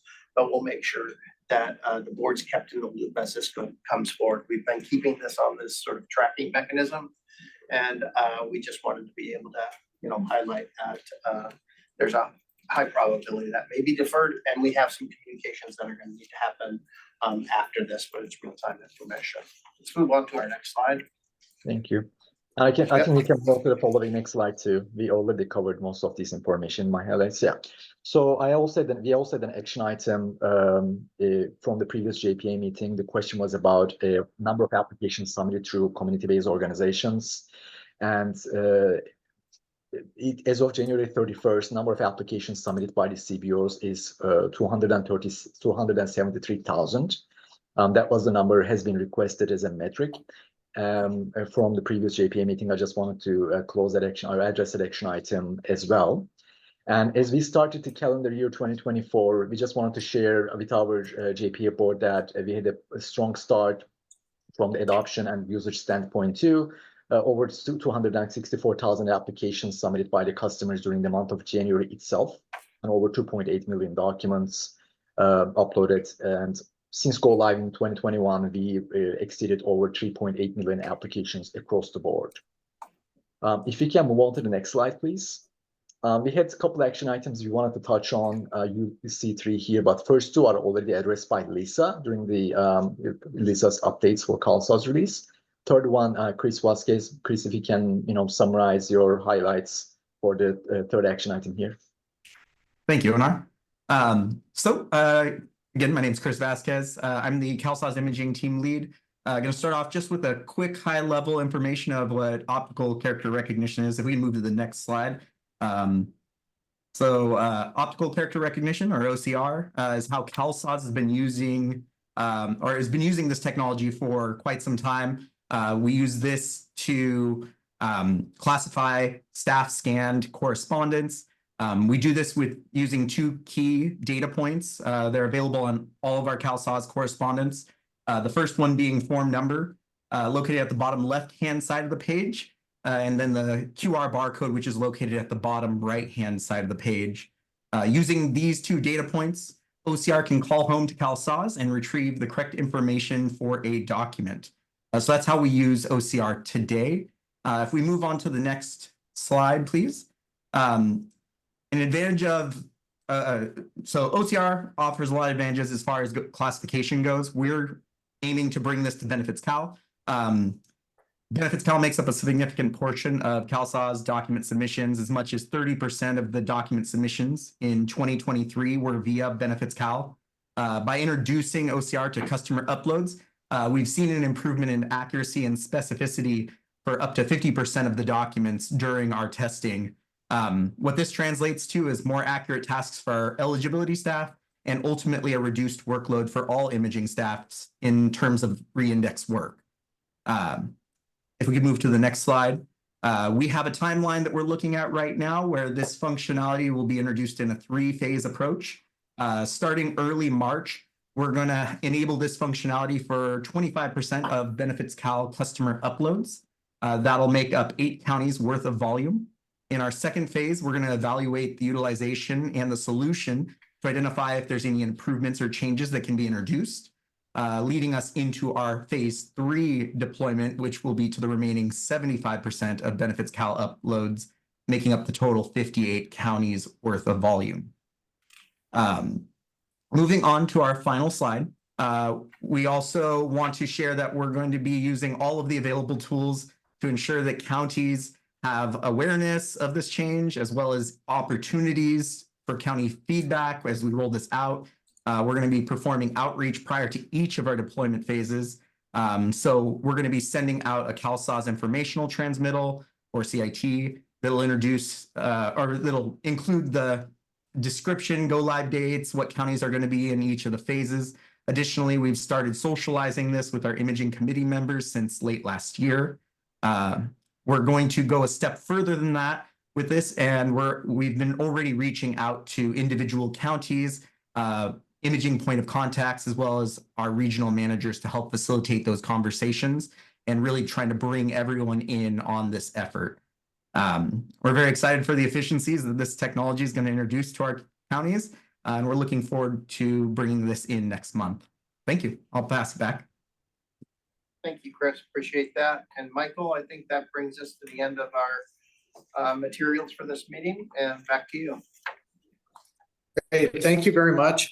Any questions or comments from our state partners or board members there on that presentation?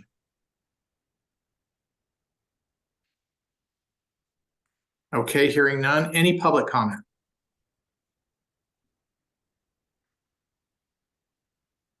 Okay, hearing none. We've approached the end of our meeting. I do want to highlight for you guys that our next meeting is on March 15th at 12:30. So please make sure that you adjust your calendars accordingly.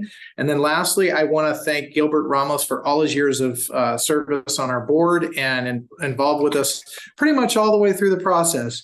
We will miss you. He was a very valuable member, always had good feedback, was a great partner for other county directors. And I'm sure whoever comes behind him will be a great partner as well. But congratulations on your promotion, and thank you very much for your service, Gilbert. Thank you so much, everybody. Truly appreciate it. It's been a wonderful ride, and I look forward to the great things that you all will continue to do with CalSAWS. All right. Well, you won't be far away. All right. Well, thanks, everyone. The meeting's adjourned. Thank you. Have a good Friday.